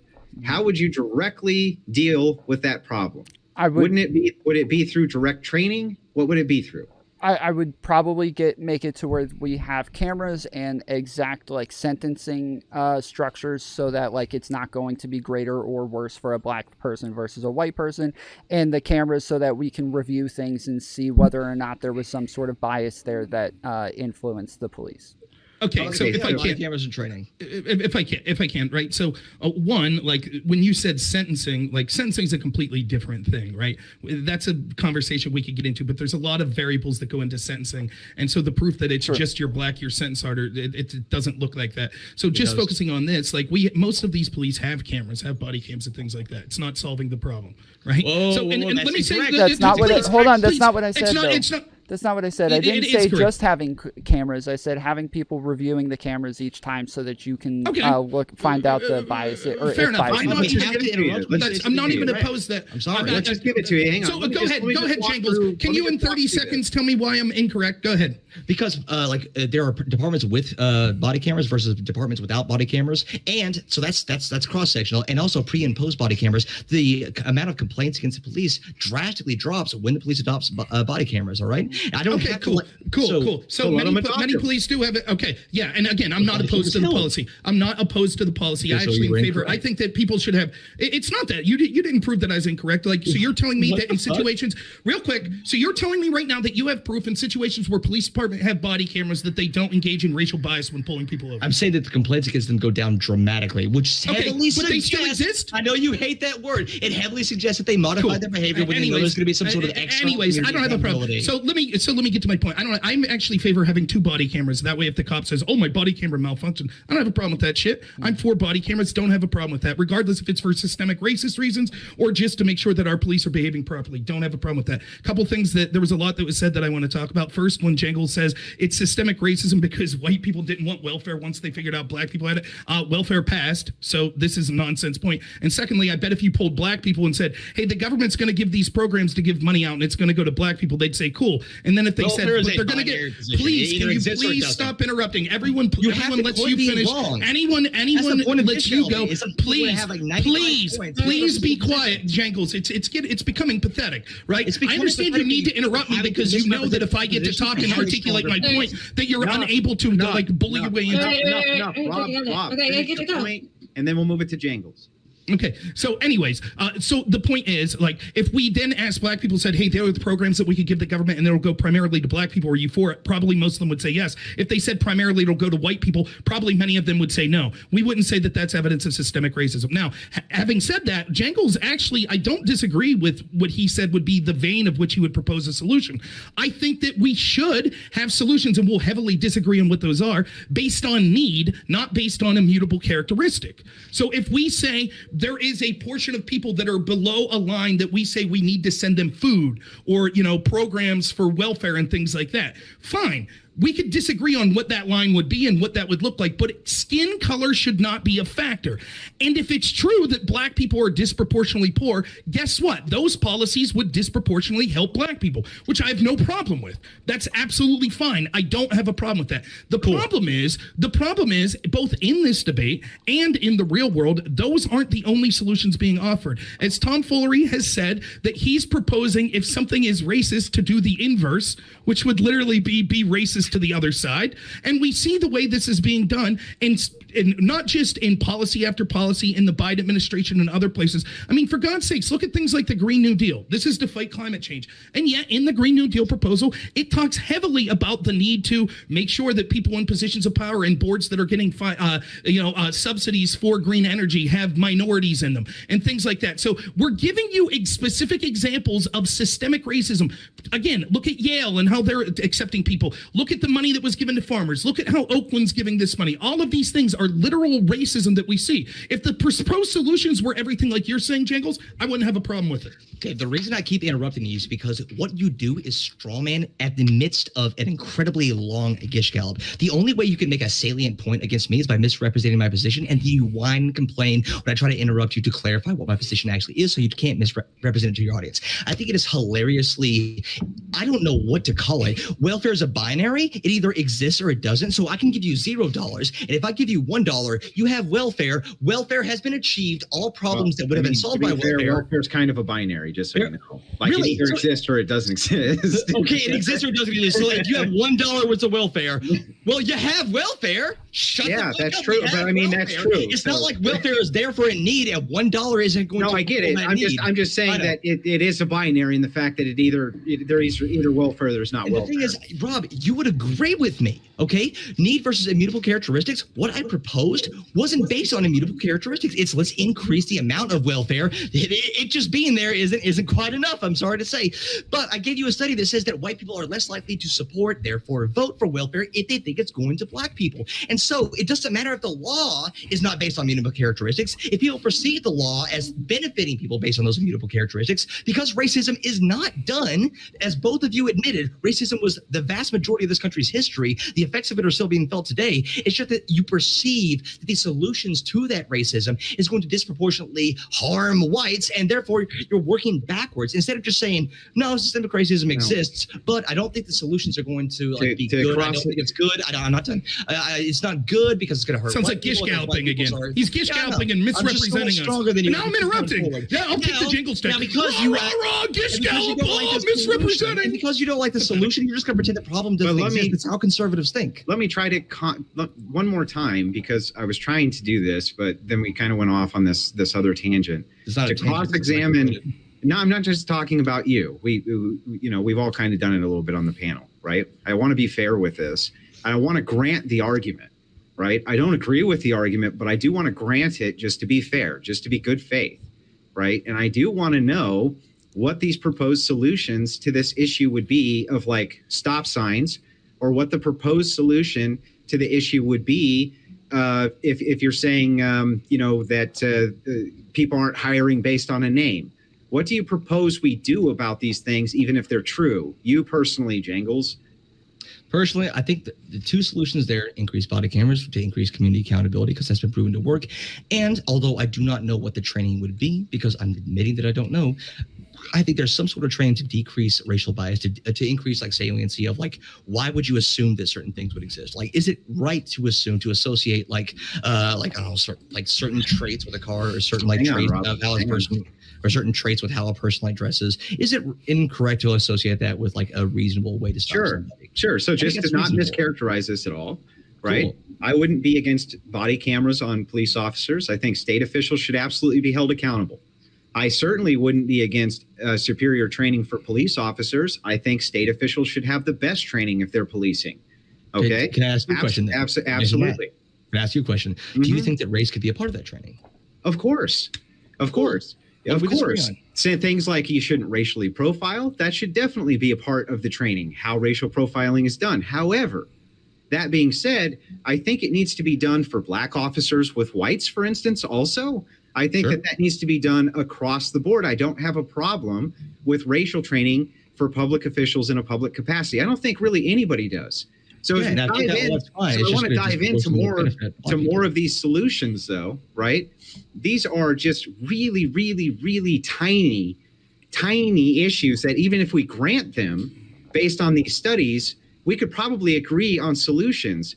I want to know if you think that there's systemic racism built into all of our institutions that are affecting everybody nationwide. And if you do, can you provide evidence for those things? And can you provide solutions to those things based on that evidence? Is that the standard that you set for when systemic racism exists? No, it's not a standard. And I'm not saying that you can't have. Repeat the question again? Let me Jangles, finish. he's I'm not saying you can't specifically have small systems where maybe there's systemic racism. However, I need to be able to take off the table or put on the table that whether or not Jangles thinks that this is a national problem that has infiltrated all of our systems, or if Jangles doesn't think that. National problem, all systems. I don't think that this is a fair framing of the question. Does it have to infiltrate every single system completely, impact every single individual? That's not really what I'm saying, though. I'm just saying, do you think that there's a large array of systems nationwide that this is affecting, and can you demonstrate proof that it is? Because Yes, right now we seem to be focusing on stupid shit like, okay, hiring versus names and stop sign checks. Fine. Even if I grant you all of that, the solutions you would have for it, we wouldn't even be against. So if we're talking about systemic racism on a micro level, fine. But if we're talking about it on a macro level, can you demonstrate that for me? I would have loved it if we started here, because I think that's where the real issue is. What are the solutions, and are the solutions worse than the problem? That's a way more interesting conversation, because Well, no, maybe. I don't think white people should be punished for instances in the past. I don't think white people should be targeted for punishment. No, of course not. But we can't have that, because both of you perceive that white people are going to be punished, that we must have reverse racist laws in order to that's the only proposed solution. Yeah, but I don't give a fuck about any of that. Can you backwards? No, you work backwards to say that systemic racism isn't real. Now, I've demonstrated there's systemic racism in police stops, 100 million police stops. There's systemic racism in systemic racism where? In police stops, the 100 million, you did not offer a convincing No, fine, but that's still a micro issue. I'm talking about in a macro sense. Can you describe this phenomenon for me better? Well, I can't. If I say police stops, that's not every single system, so I have to go one by one. And so, 100 million stops. There's a racial disparity in police stops. Also, in hiring, so we saw a meta-analysis, 55,000 studies. Black people are less likely to get hired. Also, in criminal sentences, in juvenile criminal sentencing, police officers are more likely to attribute bad behavior or crimes as to the individual if they are black, and more likely to systemic family problems if they are white. That's going to drastically affect just the sentencing issues.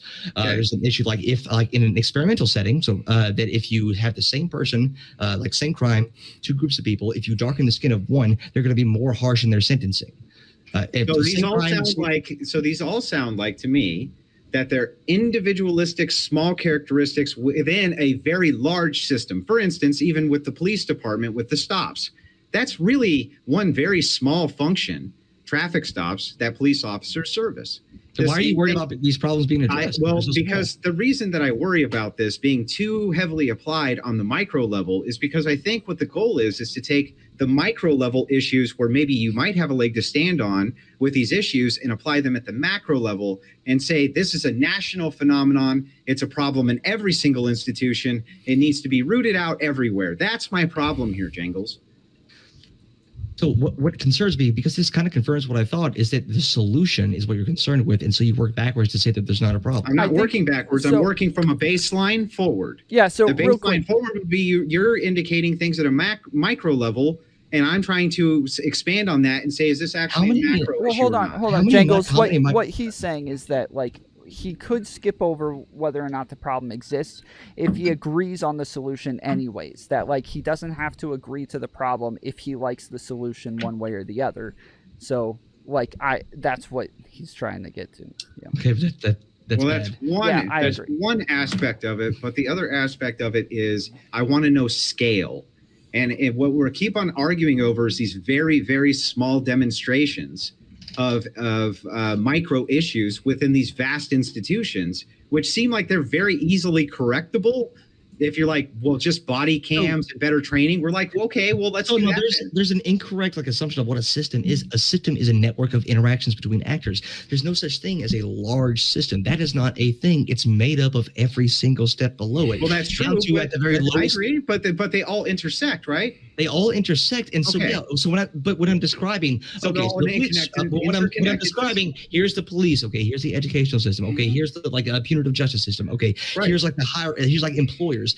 You want to say, oh, all those are micro, all those aren't big, all those don't really matter. No. Make Stop. up. I'm not saying that. There's no I'm way. saying There's no that macro within systems these there. very large institutions, you seem to be only able to adjudicate very micro issues within large systems. So the public school or the public school system, for instance, maybe you could indicate some style of racial bias there via some kind of study, right?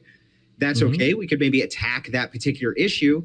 But do you think that this system as a whole, this massive, large system that is the public school system in general, is systemically racist or not? I think it's not a binary. All right. Let's say we proved definitively 100%, you would agree with it, that black students are treated 3% worse in whatever metric than white students. Would you call that systemically racist? Maybe. See, it's not this binary. If it's maybe, but let's just say I did. So what? So let's propose a small solution to help fix that. Yeah, a small solution within this massive system that shows that maybe within the confines of this system, there might be some small biases, which we've already agreed literally from the outset that we would be okay if you found such biases in going ahead and fixing them. If your solutions are such like, well, traffic cams are fine, right? So I'm really curious why you're both fighting so hard against me specifically.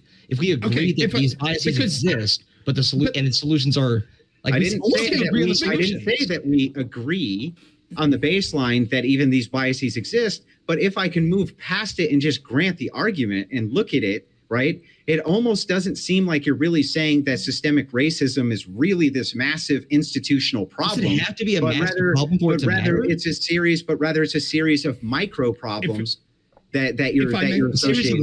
Micro problems that can be contributed to a bigger macro issue. Okay. Why is that so hard to comprehend? Correct. If I may, it's not hard to comprehend. If I may. So the reason that this is important, right, is because we see the tenor of the national conversation and we see the things that are being done. So, for example, I've had debates with people where we'll talk about the massive amounts of riots we saw after George Floyd's death. And almost all of those debates, people will admit, well, it's not just that people are angry about George Floyd's, it's systemic racism in general that they're mad at.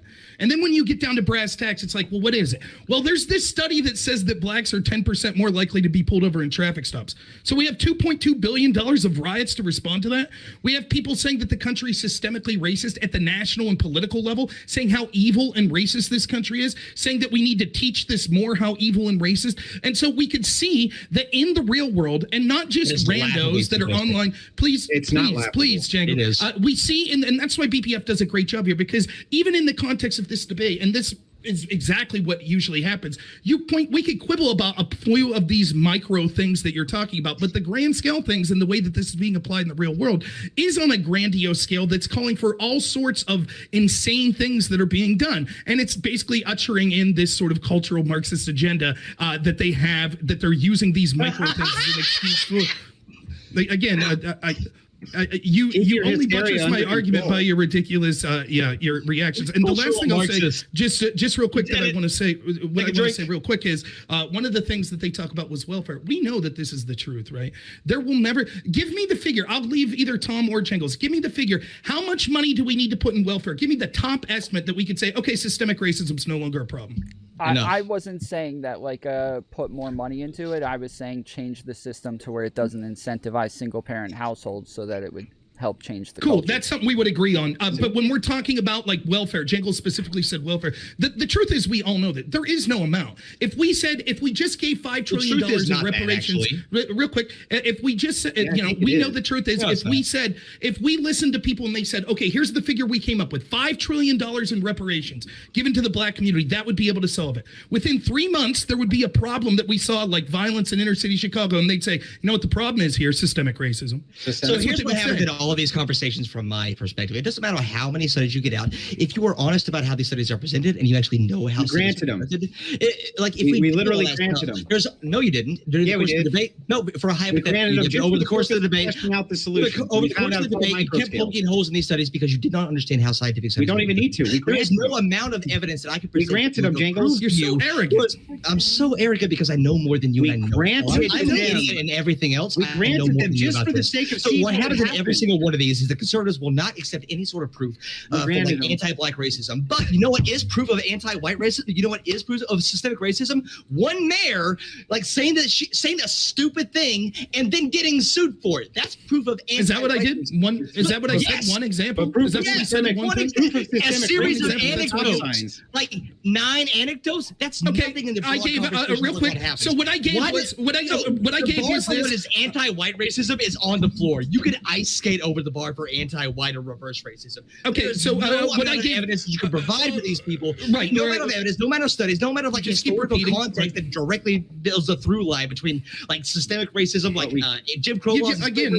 nothing that like no amount of historical context given. Like, Jangles. Okay, Jangles. you calm can- this is down, what happens Calm- in calm every down. single conversation We I have. granted them for the sake you of didn't. argument. You did not. We literally granted them for the sake of argument. And what we found was that your solutions are all based on the micro level.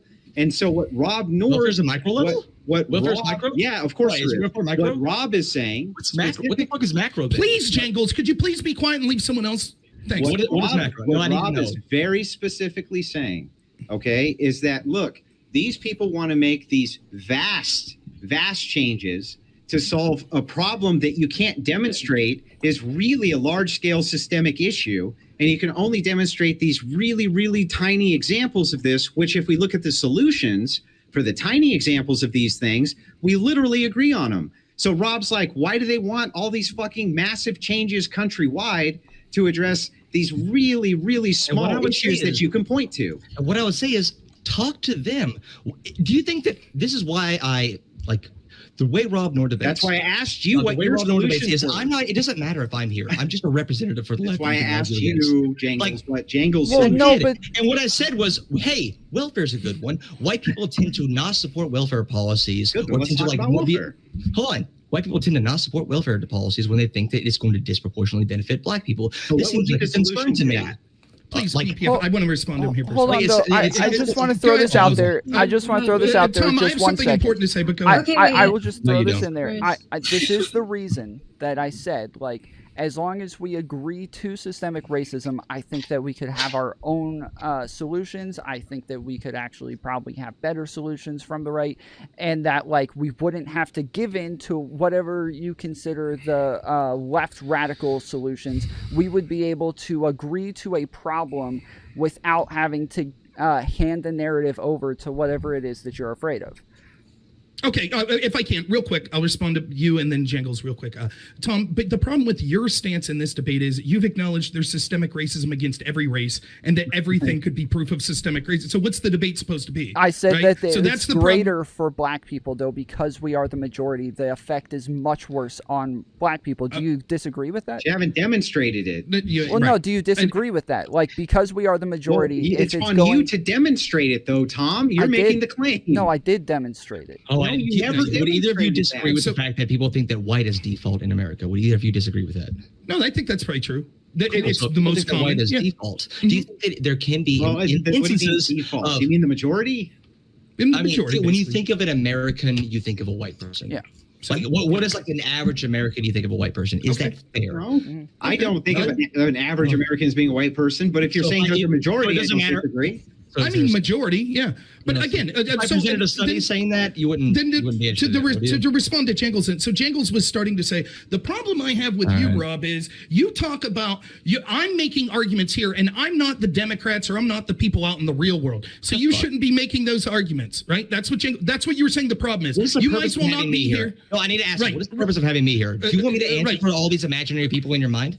Do you want me to answer for listen, your part of imaginary the debate version of what a Democrat is? Listen, please. So part of the debate is discussing what's going on on and the solutions being proposed in the real world by people with power. And I can prove that Jangles thinks this, right? Because why are me and Big Papa Fascist here when you keep saying the majority of white people are against these programs if it thinks it goes against black people? Well, that's not me and Big Papa Fascist. But nonetheless, I have proof of what the people out in the real world are doing in response to what they call systemic racism. It's not just anecdotes, it's proof. It's not just anecdotes, it's proof. And again, this is like you're because he has proof. Right. We have proof of it. And I just want to say this real quick. So it shows the absurdity because all of us here understand, like I respect everyone here. I think we're all intelligent people. We're having fun debating this issue, but it's also important to talk about the people with actual... Jingles guy, Rob.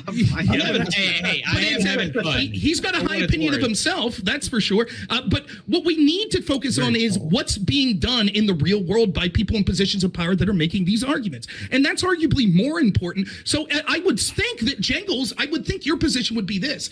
Well, Rob, I even said, I was like, I agree with a lot of the proposed solutions you're saying. We should have solutions not based on race, but based on need. And we would disagree on exactly, as with Tom, I think we would disagree on what those solutions might look like in the in the microcosm, but we agree with that that's the way it should be done, right? The problem is, why aren't you then actively speaking out to the people that are making your argument, yes, there's systemic racism, and then saying things like, all cops are bastards, 1619 Project, like, why aren't you speaking out against them? That's my question. Are you speaking out against the people who think that black people are inherently inferior? Yes. Like it's just black people? All the time. Yes, all the time. Watch my channel.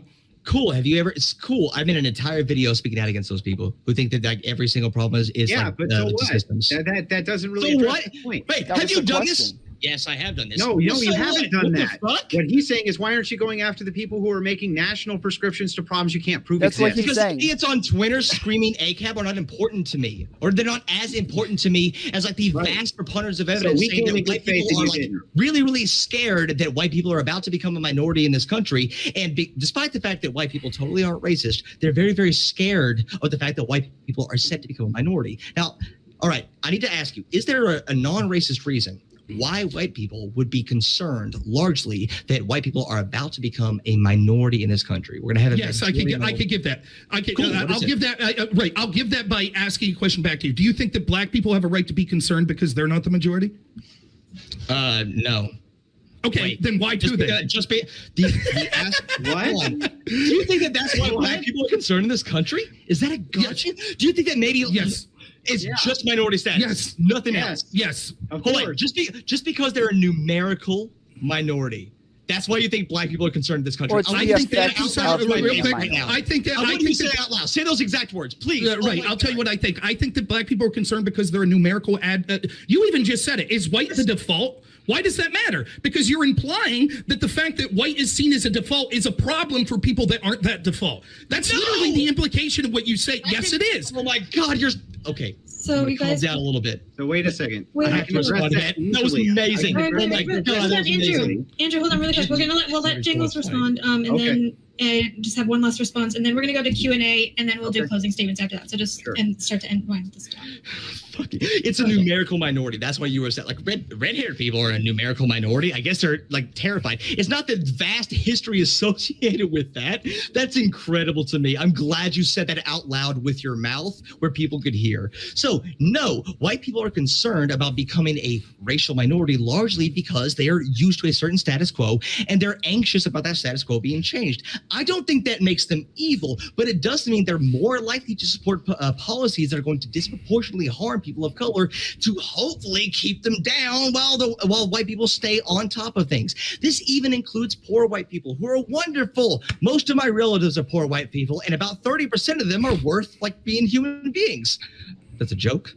Okay. Then why would the position of white people be to bring in 1 million immigrants a year, literally replacing their own demographic, Jangles? Hold on. Do you think that that's like where the main source is? No, people like white people aren't having as many babies. And they're being replaced with immigrants that they're bringing into the tune legally of a million. Would you say it's a good or a great replacement? 1 million. 1 million.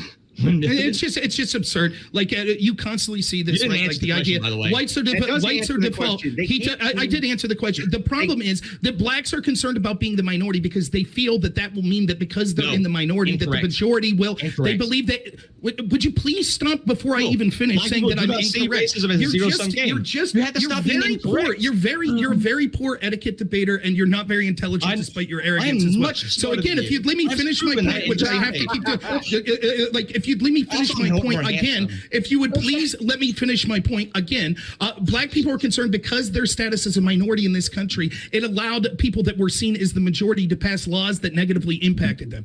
And if you and the fact that you say white people are the default, the fact that you think they're considered the default, minority. I don't think it's just numerical minority. You're misrepresenting what I'm saying. I'm saying they feel that because they're a numerical minority, that the laws and the positions of people in power will be not advantageous to them. Because if they are a majority, then they would say, oh, now that we're the majority, we could rectify these wrongs, or we could pass laws that we're the majority. And furthermore, the fact that you make this, well, white is the default, proves that you think that there's something inherent about white being default that is worth focusing on, that people of color. Lastly, the last thing I'll say real quick, again, like it's hard, it's really, I think we're doing a great job keeping our train of thought as some lunatic just yells every time we say something. But the last thing I'll say about this, you keep talking about white people specifically, and this is the argument Big Papa Fascist gets to, show me any race, and I bet they would be in favor of policies that benefited their race. Okay. Actually, Jangles, I would love to get you on a debate on this topic about white people becoming the minority. I would love to debate this too. Maybe I would debate it with someone not Jangles. It seems to be kind of a waste. I know. I'm sick of like not being. Okay. Well, you have to stop. You guys, that's it. Bro, you have to stop taking crack. Yeah, you guys are doing great. Do you think that like some people just don't talk fast? I talk fast, but I don't interrupt. Was that like the best joke you could come up with? I talk fast. I mean, I'm serious. What's that noise in the background? Todd, is that you? It's Todd. Okay. All right. Well, we're gonna get to the Q&A, guys, because I think but I do want that debate. It's been fun. All right. So I'll do some of the super chats first. The questions are cut off, so anything else, if you haven't gotten them in, they will have to be super chats. So from Layman, why does the name Big Papa Fascist sound like a gay leather daddy? Are you fishing? Get the fuck out of here. Okay. So from Funnel, East Asian outperform Malaysian in Malaysia. The opposite is true with whites and blacks in America. I don't know if that's a question. All right. And it seems like the super chats tend to be troll questions, you guys, but I'm going to read them anyways.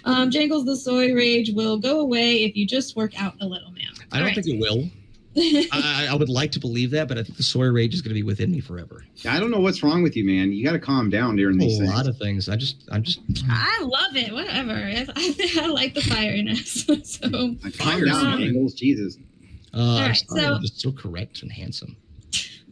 Okay. So, anyways, from Thomas Wayne.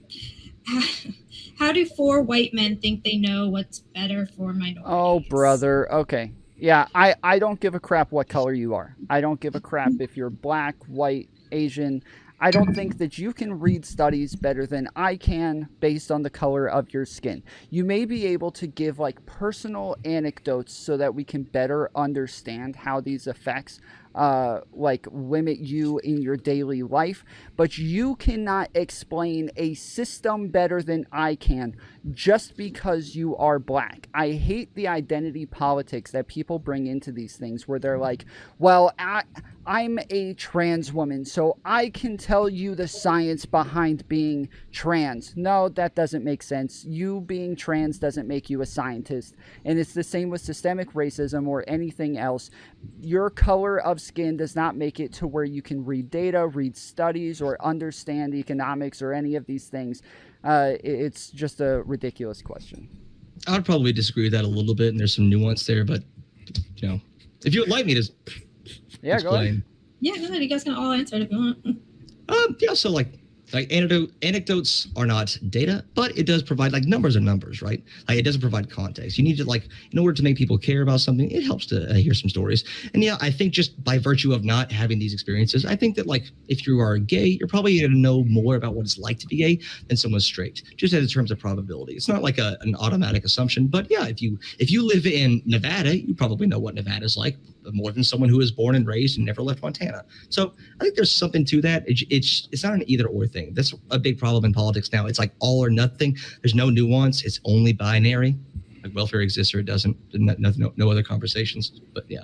The questioner is indicative of one of the major problems in this country that says that identity is the prima facie thing that we should look at. We try to fill, like, for example, we could see in the Biden administration, they constantly try to fill positions based on, we need a woman of color. Oh, we need an Asian here. This stuff is nonsense. We should be having people, anyone should be allowed to talk about any of these things, and your qualifications and merits should be more important than your identity. Joe, did you want to answer it? I mean, could four black people talk about white racial issues when whites become the minority? I don't really understand the concept there. I don't really care. I don't think it's a good faith question. All right. So, you know, what's funny is the one who asked it is somebody who would say that systemic racism doesn't exist. They're saying that, like, because we're white, we shouldn't be trying to explain systemic racism. Yeah. They're probably trolling. Right. By the way, I don't associate with white. I'm Irish, so that's that. I'm Native American, so sure. And I don't whatever the hell we want to be. Yeah. Right. I'm from my dad's penis. Yeah, right. You too. So from the Hammerite, here is the question: if there are no systemic, I need to write these better. If there are no systemic racists, why in the last 100 years blacks slowly lost all their accumulated wealth after abolishment of slavery?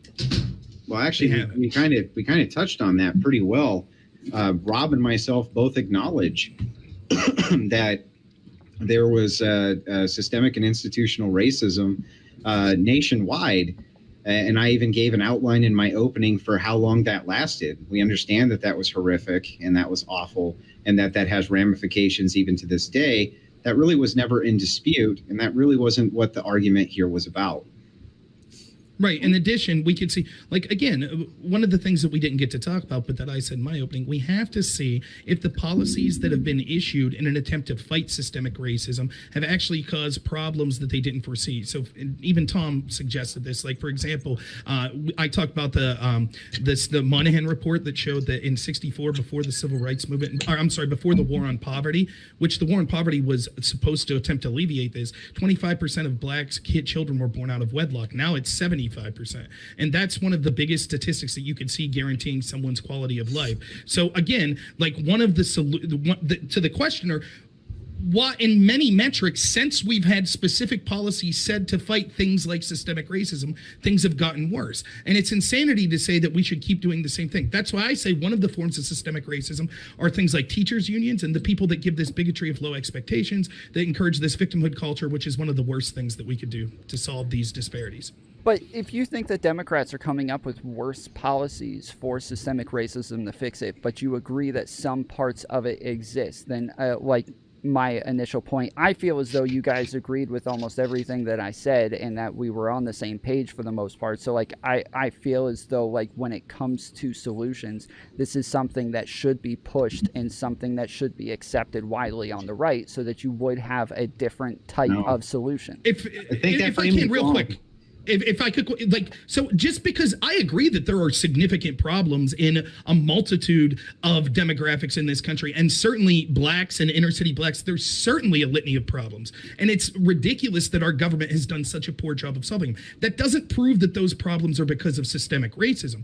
I ran for Congress as a Republican, and I volunteered for Trump's campaign. I volunteered for Republicans. One of the first things I asked the people at the state and national level of the Republican Party that I was able to talk to was, what are we doing as Republicans to reach out to demographics that traditionally don't vote Republican, such as Black Americans? And you know what they told me? We go after low-hanging fruit. Keep calling old white ladies, right? And my articulation is Republicans and right-wingers ought to understand that they will not reach people of color if they don't take the step to go out and reach out to them. My message to people of color and all people in this country is we judge you based on the content of your character. We're not going to focus on sins of the past. We're going to do our best to be race neutral as a government and society from here on forward. And if we do this for several generations, we will probably see that a lot of these communities end up doing far more successfully. The Democratic message is, no, we focus hyper specific on race, and we want these radical changes in an effort to combat systemic racism. Do you think there's any possibility at all that maybe the fact that Black people are way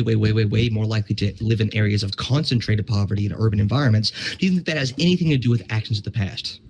It could. Oh, yeah, sure. It could? No, Sure. it does. I don't know that it exclusively does, but certainly that's a factor. Yeah. Do you think it's the course. biggest factor? Why Black people specifically? More so than other? Maybe people?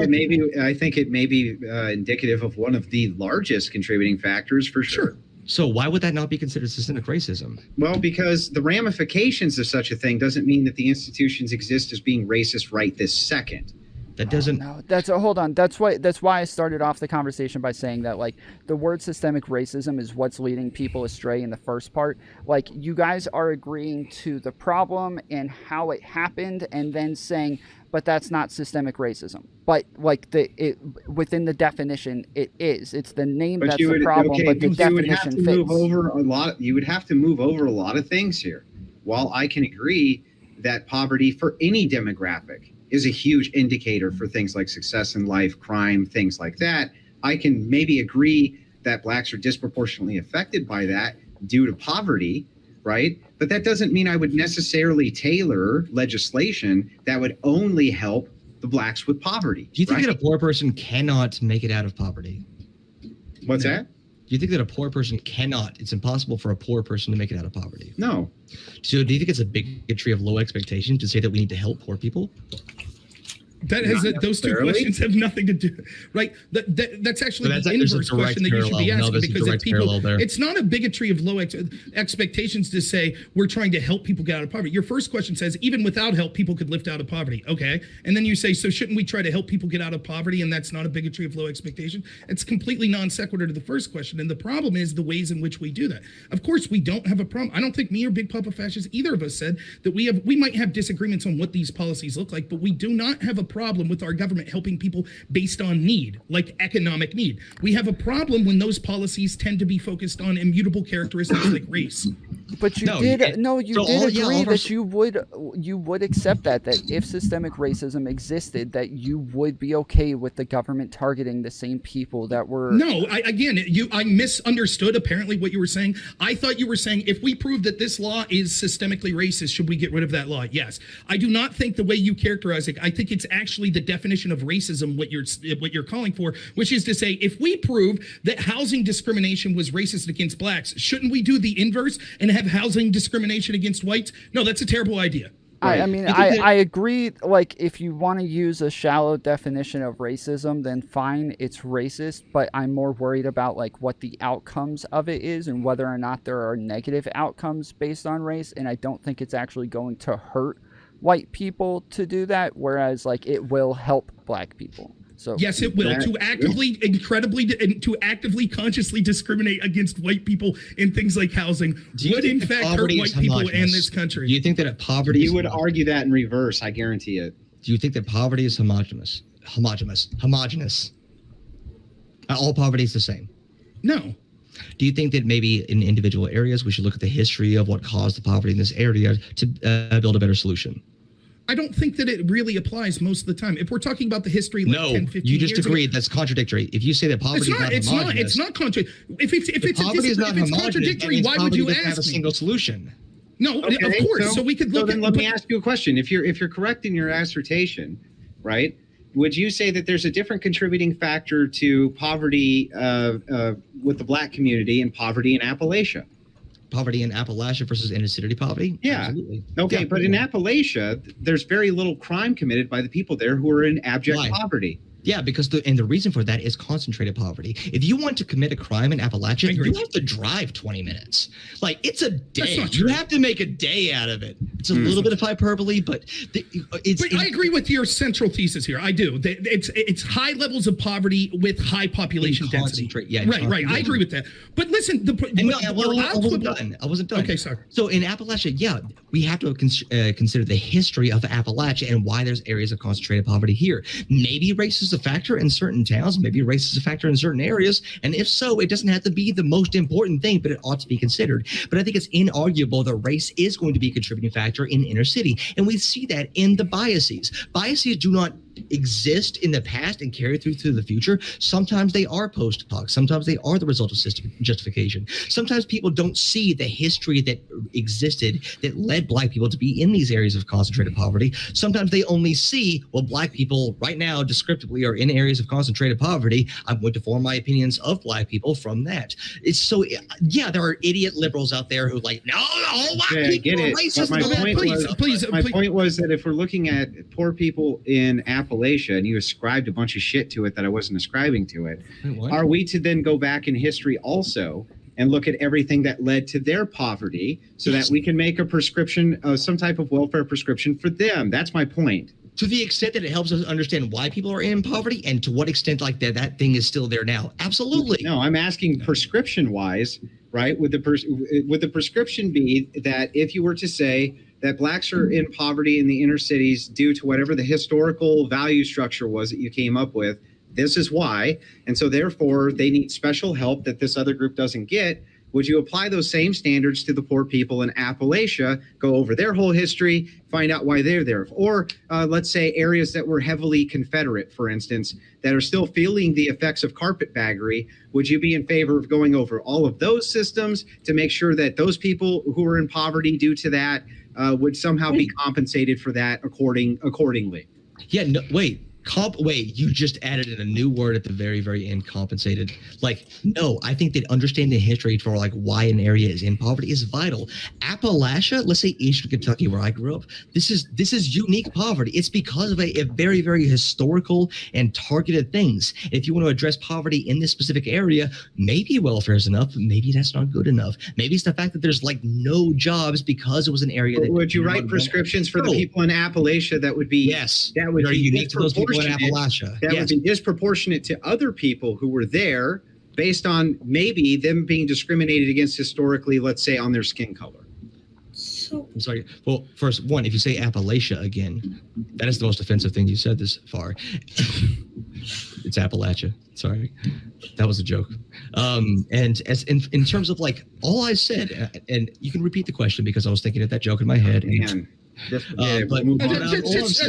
I just say real quick, just to jump in, just real quick, you can lead a horse to water, man. You can lead a horse to water. Okay, just real quick. What we can see is, like, I don't disagree that we should look at the historical factors that led to poverty, but it's certainly not where the bulk of our focus should be, and that's the reality of what happens. Yeah, we could look, for example, Lordstown in Ohio had a big I think it was GM factory. The GM factory went out of business. Now there's poverty in that area. Sure, it would make sense to look back 10 years and say, oh yeah, the poverty is because this business left. Okay, and we can even go back. Please.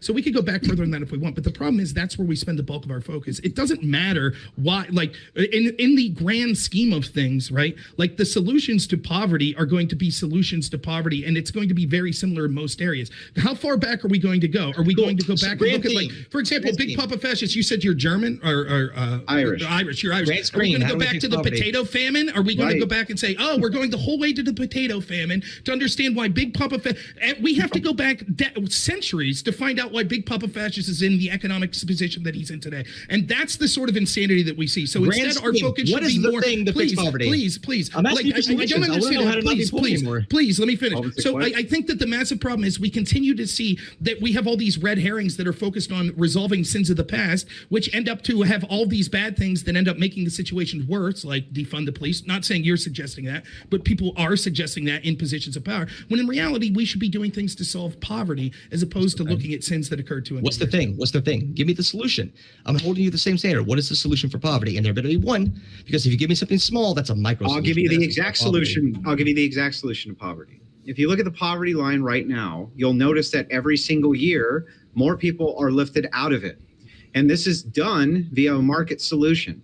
And for the last 4 years under Trump, you'll notice that there was significant gains in people coming out of the poverty line, especially Black people. The solution to poverty is supply demand side economics. Tariffs are helpful. These are the things that are actually going to bring jobs to people and actually lift them out of poverty. That's the actual solution. I can prove that by giving you the poverty line in the United States and showing you how much it's decreased in the last 30 years, but especially under Trump for the poorest Americans. It has. It did decrease under. It did decrease. Like poverty did decrease under Trump at the same rate that it did under Obama. So what? But is that average good enough? What happens? So now it has to be better. Well, yes, it is good enough, and I'll explain to you how it's good. Hang on. I'll explain to you how it's good enough. It's good enough because if it continues to accelerate at the same rate, right, within a few decades, there won't be anybody underneath it. All right. And also, real quick, I would add policies that encourage family units. That's the best thing we could do to alleviate poverty. Okay. And that stop encouraging single families. Okay, really quick. Okay, so we have a lot of questions, so we can't go this long after each one. Okay. So we'll pull up some of these. So from Aftershock for Tom, are you okay with racism towards whites to fix racism in the past? Yeah, it depends. Like if that racism is still affecting somebody today, like I said earlier, if I take $5 from somebody because they were Black, then yeah, I think I should give the money back to the people based on the fact that they are Black. If you're insane, that's insane. That's racism. Okay, fine. That's a very shallow definition of racism.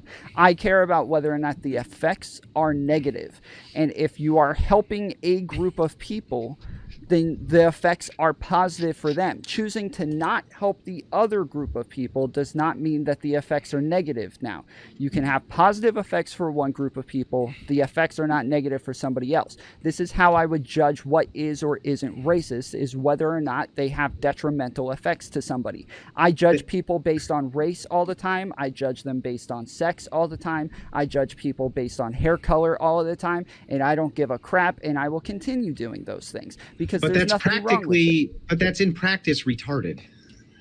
Like it's in practice retarded. I think you would have to be very shallow to think that. Like what matters is the outcome, not just whether or not you judge. What matters is the outcome, eh?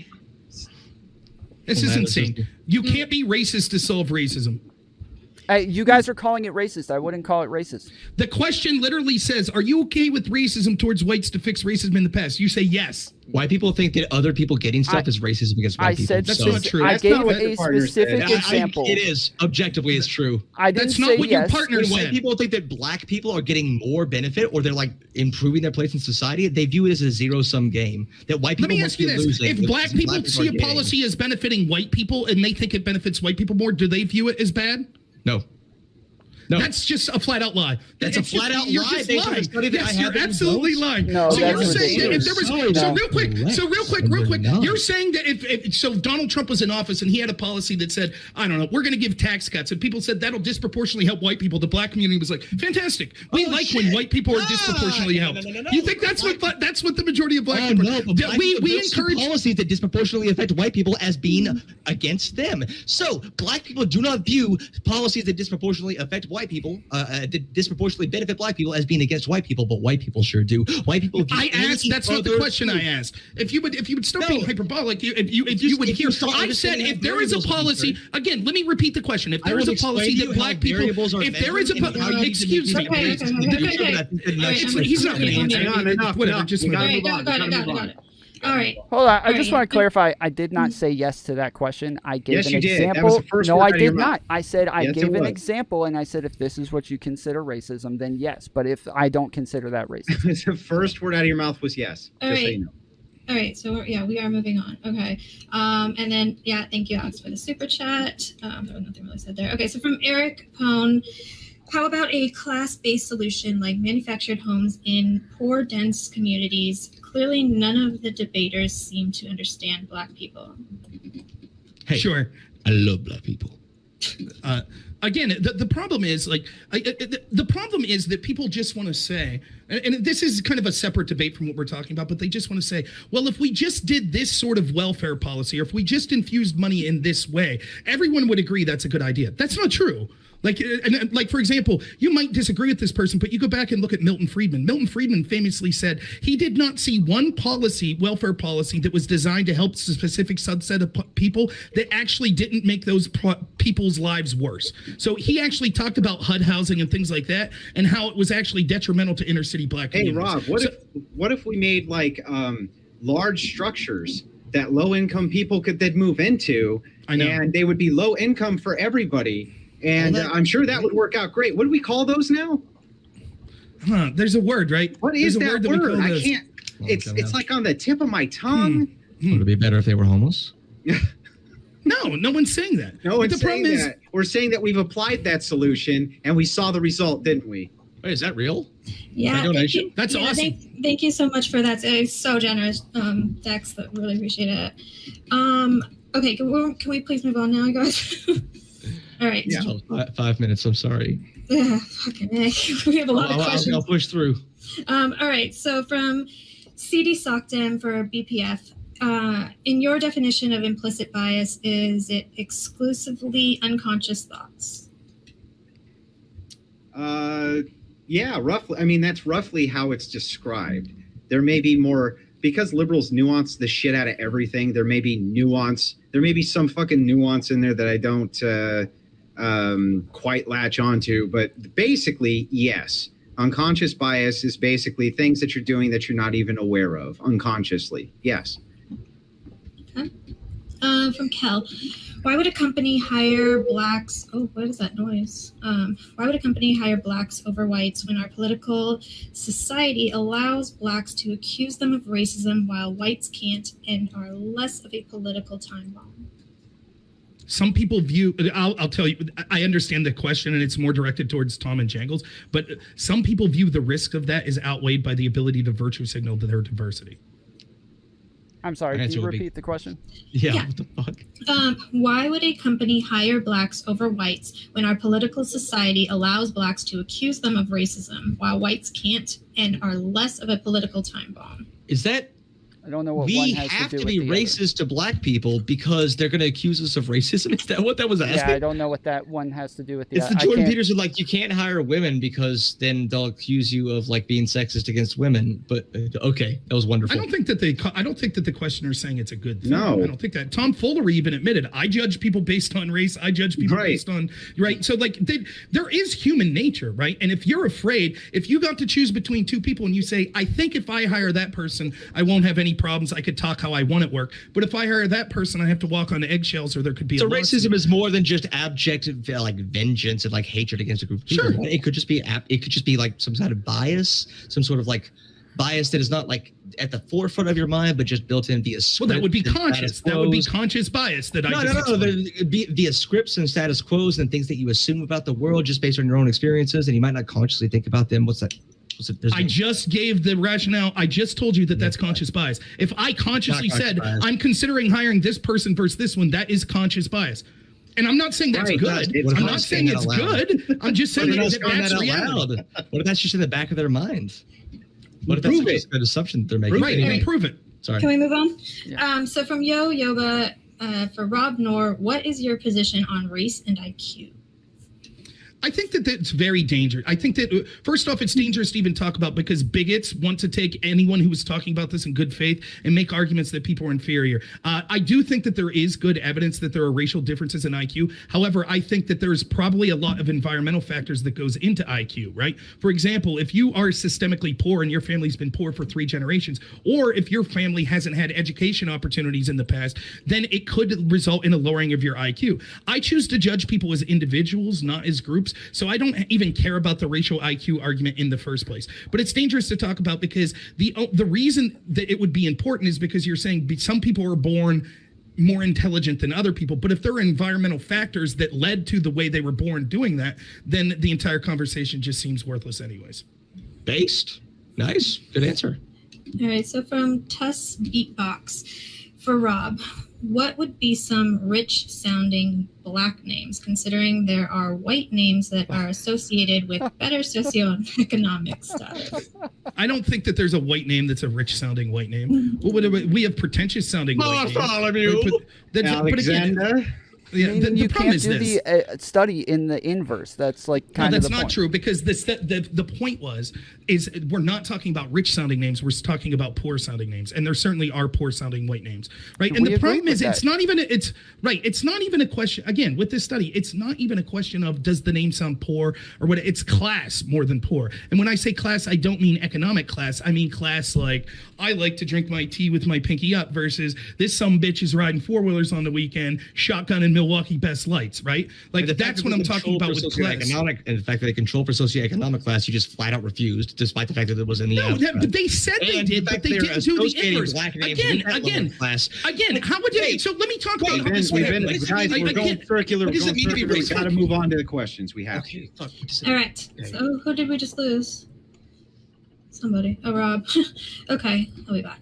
All right. So from the Hammerite for Jangles, speaking of hiring by name, how many Blacks in USA have pure Black names? Have pure Black names? I don't know. I don't know what a pure Black name is. There's no such thing as a pure Black name. It's all about perception and association, which is what that study measured. And I'm sorry, I just had to what does it mean to be racist? Yeah. What Seriously. about how can you be racist, but in a way that doesn't associate negative class to that group of people? There are ways, but I'm just wondering, no, it's not that I hate Black people. I just hate poor people, and I think Black people are poor people. Right. That's not what this study. Your fundamental misunderstanding of what I'm I don't understand. You are misunderstanding the correct. fundamental argument, which BPF seems to understand. make I'll the just point. say it real quick. 30 seconds. I'll say it right. The argument is this: it doesn't control for the variable that the reason these people might not be getting called back could have to do with they have different or strange sounding names rather than they have Black sounding names. The problem with that It argument could is be. you're It'd still making be the Whatever same. validity means. the problem with that argument is you make an infinite regress no matter how it's phrased, right? I hate poor people, therefore I hate poor people, therefore I hate poor people, therefore I hate poor people. You add one more. I hate poor people, and poor people are Black, therefore I hate poor people because they're Black. Add one more variable. It just continues and continues and continues. It's a misunderstanding of what in the- racism is. in the People words don't of hate Joe Black Biden- people. People don't hate any sort of group of people based on they have this one characteristic. It's because that characteristic is Bullshit. indicative And of that's no. It's unprovable. because that characteristic is indicative of other traits that they don't like. That's not So, true, no. and you can't prove it's If true. you Hold on, ask- we're if you not. ask- Hold on, Right, Jangles. I know, We're not. if you Hold ask on, a Jangles. racist why Please, they hate dude. Black people, they'll give you reasons. Jangles, But you just please, told me, stop. being you Black. just said to me, Jangles, that you can't hate a person defined by one characteristic, and that's a lie. You can. Hold on, Jangles- no, it's because what you Jangles, dude. associate with that characteristic, what that identity is, all right? You don't hate X people because X. It's because X is associated with Y. No, that's Z, not A, always and true. B, and I can literally blow that out of the water. I can simply hate you because you have brown eyes. Really? Yes. Not because you associate brown It eyes doesn't with matter other what the things? association may be. It does, Maybe there because is why no. would you hate someone There may with brown not eyes even if it was just be. There may not even be an association. I can just simply hate you because you have brown eyes for no other reason than that. There's no logical that is- penalty to do That is that. hilarious to me. I just realized why this conversation has been so cancerous. You do not understand what racism is. Sure we No, Mhm. racism is you have to hate Black people because they are Black, not Okay, because you associate other maybe things with that's Blackness. so. But when you say you have to hate based on characteristics that are associated with others, that's a lie. No, Yes. do you hate? It's Okay, literally so an outright lie. It's totally infactual. It's totally nonsensical. It's totally. You are flailing when you were trying to say. I just want to say that Wailing I how? can sum up the problem that people are having with my characterization of this study. In the words of Joe Biden, poor people could be just as smart as white people.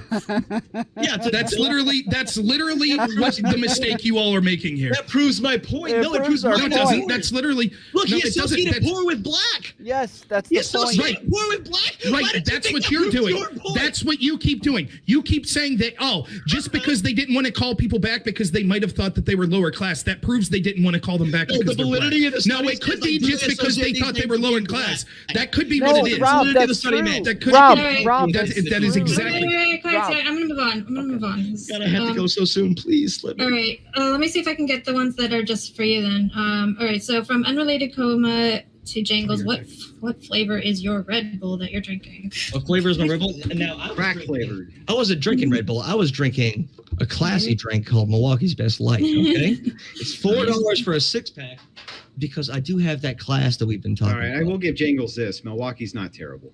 Milwaukee tries its best. It does its best. All right. So from Aftershock to Jangles, you gave percentages of discrepancies with your studies. What percentage would not be racism? A perfect 50-50? Just curious. That's like Loki's wager, right? Like at what percentage does it become racism? Racism isn't a binary. It isn't an on and off switch. It's usually like a spectrum of like racism technically exists, but it's not super big deal. Like it's just gonna happen versus like explicit KKK style racism. It's a weird question. Like it's like at what like when I say Loki's wager, it's like if I'm gonna cut your head off and I can't like, is this TOS? It's a metaphor. But like if I want to cut your head off, but I can't touch your neck whatsoever, like where does your head begin and neck? It's like it's a what is it? Continuum fallacy, if you want to be pretentious. But the answer is like I don't know. It would depend on a lot of different factors. I don't think it's a hard line, and I don't think that's like indicative that you can't do a thing, right? All right. So from Aftershock for Jangles, Biden implemented money to only poor Black farmers and left out poor whites. Is Biden racist? Then can you point to something as racist and as detailed from Trump? I would have to read what the article said. It's the only thing I saw is like the Washington Post, and I can see the first thing. Like $5 billion would go to farmers of color who have lost 90% of their land over the past century because of systemic discrimination. Like, if this is not hurting white people, if it's only helping Black people, we can like show like there's a direct through line between like why these people are hurting. Like, I don't think helping people who need help is the same as harming people who don't. So I would have to know more about it before I made a decision on that. That's just absurd. And let me explain why. Like, No, let's say that we had enough money to give 100 of the poorest farmers in this country money, right? And it turned out that 98 of those farmers were Black and 2 of them were white. Then we would give those 100 farmers the money. But if we said we're just going to give it to Black people, we would give those 98 Black farmers. And then instead of the 2 white people that were in this, we would find 2 other Black farmers that don't meet that criteria that would have been met in the first policy and help them. So those 2 white farmers are directly right. Like that's why. And again, what we see is these actual policies are being suggested and implemented over and over, as I talked about some of them. And that is example of systemic racism. It meets the definition. It is our system that is judging people and giving people based on their race. We even see in California, they repealed the law that said that the government could not favor or prioritize or discriminate against race. Democrats repealed that law in California. And this is actual. We don't need studies to prove this is racist. It's literally racist. If the inverse was true, if we had a policy, if Joe Biden said, we're going to give only poor white farmers money, everyone in this panel would say that's racist.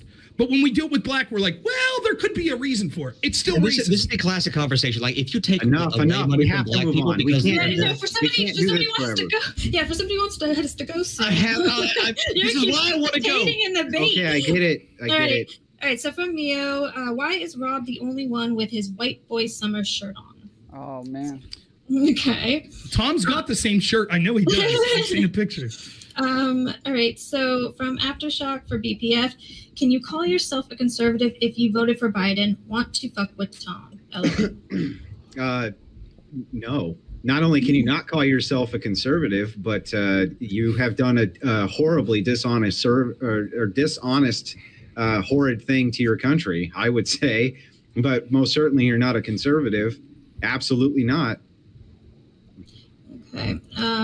From Vexner says, have right versus far right, please, on Politically Provoked. Think that would be an interesting dynamic. We have done that, and we probably will be doing some more of that. So, from Mio, Jangles, Tom, what kind of names are most likely to be buck broken? Huh? Buck broken? I don't know. Was that like a typo for Black? I don't know. I don't think so. From Aftershock for Jingles, just to own the righties here, how exactly did your study account for class? Study account for class? Oh, fuck. Okay. I asked him that 30 times and he couldn't answer it. You vaguely alluded to it once. No. Let's see. It's on my clipboard of things I asked multiple times. How did it account for class? Oh, fuck. I can move on to the next question while we find the thought. Yeah, can I come back to that when I find it? Yeah, absolutely. Okay, so from George Mountain, if Black people are more likely to have an open arrest warrants, wouldn't it make sense that they were pulled over more often when you see in a vehicle? Well, that's still, let me kind of agree with, I think, what Jangles and Tom would say. That still is bias, right? It's just maybe the bias is legitimate, but it would still be an example of bias. And if I was Black, I would still be pissed about that, particularly if I didn't break the law and I got pulled over because the cops like, traditionally Black people have more arrest warrants, so I'm going to pull them over. Like, I would still be pissed about that. But the truth is, and with these studies, and this is why I think Jangles is right to bring up this Veil of Sunset study, that's at least trying to eliminate other variables. Many of the other studies that he's talking about, there's all sorts of problems with. For example, it doesn't, all these studies don't take into account prior history. It doesn't take into account that we see that Black judges and Black jurists tend to give harsher penalties for all people that they see. So there's all sorts of problems that we see with these sort of studies. There could be other variables that lead to the increased sentencing. And I have to kind of caveat. And well, it's very, very important in studies, just because there could be other variables. This is not an argument that those variables are like likely. All right. Like, this is a limit. All you are doing when you say that is what the researchers are doing. You're saying that this is a limitation of the study. You are not providing evidence that the interpretations are incorrect. You're like, that's quick conflating. The onus is on the people claiming that they've proven systemic racism to prove it. Right. No, that's not. That's yes. You do not prove things objectively in hard sciences like physics. At the hardest levels of science, you say this is the best evidence based on what we have available and the limitations of our equipment. All right. So that's what I'm saying. That's why I don't understand. Like, I want to clarify. Other variables could exist, of course. I want to clarify a position here. Well, I do think that you can have policy that is racist. I think that you can also have policy that was fundamentally not designed to be racist, but can intersect with things that can be perceived as racist. For instance, I'm a big fan of stop and frisk, right? But I understand that stop and frisk is also going to be deployed mostly where the crime is, which is going to be in low income areas. I don't think that stop and frisk inherently is racist, but I think that you're most likely going to shake down a lot more Black people than white people, depending on where those demographics are. If you had stop and frisk in poor Appalachia, it's going to be pretty much all white people. If you had it in inner cities, that's going to be a different story. That's why we kept separating the outcome versus the intent. I'm curious, do you think that there might be possible racial intent, like by deciding that based on how you look and dress and just your guts, that police officers should be able to like pull over people and like interfere with their rights? I think that there could be, but you would have to prove that based on the policy and how it was enforced. Now, the thing is that if you're looking at people who are in largely a Black community that's riddled with a lot of crime, right? Of course, stop and frisk is going to look on the surface like a very racist policy because there's just simply a lot more Black people there that you would have to stop and frisk. So real quick, correlation's not causation. And real quick, just to piggyback off this, I find it funny that we have all this focus on groups that we consider oppressed with this, but by far the biggest group to get stopped with stop and frisk is going to be men. And then probably the next factor would be younger people. You're not pulling over like super weird that we're focusing on that on in a debate about systemic racism. Why aren't we focusing on men? Is, again, Jangles. Jangles. Real quick. Again, I need to ask that. Please. Intersectionality. No, I think intersectionality is another form of cultural Marxism. Like, but you're doing it right now. No, you're saying like we're only focusing on race. I'm not doing critical race. But again, Jangles, I know you need to talk over me. I know you need to talk over me because you desperately need to sound like you're right when you're wrong. But the point is this. Again, just like when you wanted to talk about how all of these whites are against welfare programs if they perceive it going to Black. Those people are in this debate. What I'm talking about is the movement in this country that wants to hyper-focus on race, particularly hyper-focus on race when talking about law enforcement, when every metric shows that men, by the way, the intersectionalists and feminists that agree, again, look at the coalition that is Black Lives Matter. Like, we could lie about it all we want, but we know what it is. It is intersectional. It is this cultural Marxism of Blacks, feminists, trans, gays, all of these groups that consider themselves oppressors or oppressed. And yet the biggest group that's being oppressed by these same metrics by law enforcement are men. And no one gives a shit. There's no national movement. No one's saying that the country's systemically bigoted. No one's having 1619 projects talking about law enforcement screwing over men. No one's talking about the need to teach kids in school how law enforcement harms men. We know that's the truth. We could deny it, but we know that's the truth. Okay, can we move on? All right, so from Crazy Hole, ask Tom and Jangles if they read an article that said John Smith killed 20 people, would they assume John was white or black? I wouldn't. The first thing that comes to my head, John Smith. Well, I don't know. First thing I see is I'm white. I'm familiar with white people. Probably picture him as white. Yeah, we're saying that there aren't names that are specifically white because black people are part of like American culture. They're going to take on a lot of names that are part of American culture, but white people aren't normally part of black culture, so they're almost never going to take on names that are part of black culture. So you can look at a name. So you can look at a name that is like is almost 100% of the time going to be a black person, whereas other names could be either or. So yeah, if you're talking about the national conversation in like media and like movies and stuff like that, there needs to be a reason for a main character not to be white or not to be male. Okay, do you think that anything that includes those are considered woke nowadays? And actually, like not nowadays, always. So like, yeah, white is considered default. So Tom, do you think then, as often women who are they have sex crimes committed against them, when they release those sex crimes, they call them a Jane Doe? Are you aware of that? Do you think that we should change that so that, the first thing that you don't think of is a white person? What is the effect of this? I'm just asking because that's what the question was essentially asking. Is like, what would you think? What would you think on that? Would you instantly just assume that that's a white person? Well, so I'm okay with there being names that are specifically white and names that are specifically black. I'm okay with people assuming that somebody is white or black based on their name. The problem is the outcome of these things. So if people aren't getting jobs because they have a name that sounds black, then that is the problem, not the fact that people have different sounding names. All right, so we have like 5 more questions. How long that takes is up to you guys, okay? All right, so from Aftershock for Tom, since you said systemic racism is anything that negatively affects black people, would it be systemic racism when Democrats pushed for $400 plus gun insurance to own a gun? Maybe I said that anything that negatively affects them based on or coming from a system, I would say that black people disproportionately probably, or maybe not disproportionately, but I know a lot of black people own guns. It's common in black culture. I would say probably, but I think that like again, the solutions to this is definitely going to be something that's going to help white people and black people. And But just real quick, it's not about owning guns. It's about the prohibitive cost. And you would agree that blacks are disproportionately poor. So if we have incredible cost added to owning a gun, then it would disproportionately affect black people. Oh, yeah, for sure. So that would be racist. So it'd be a racist law to have that. I suppose that would. I would have to look more into this, but like based on the framing, some leftists do make that argument.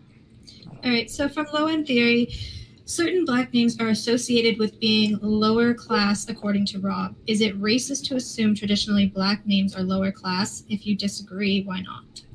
Again, people are conflating the idea. There are certain white names that are conflated with lower class. Jethro, Cletus, Bubba Ray. Is it racist to assume? No, because the skin color has nothing to do with it.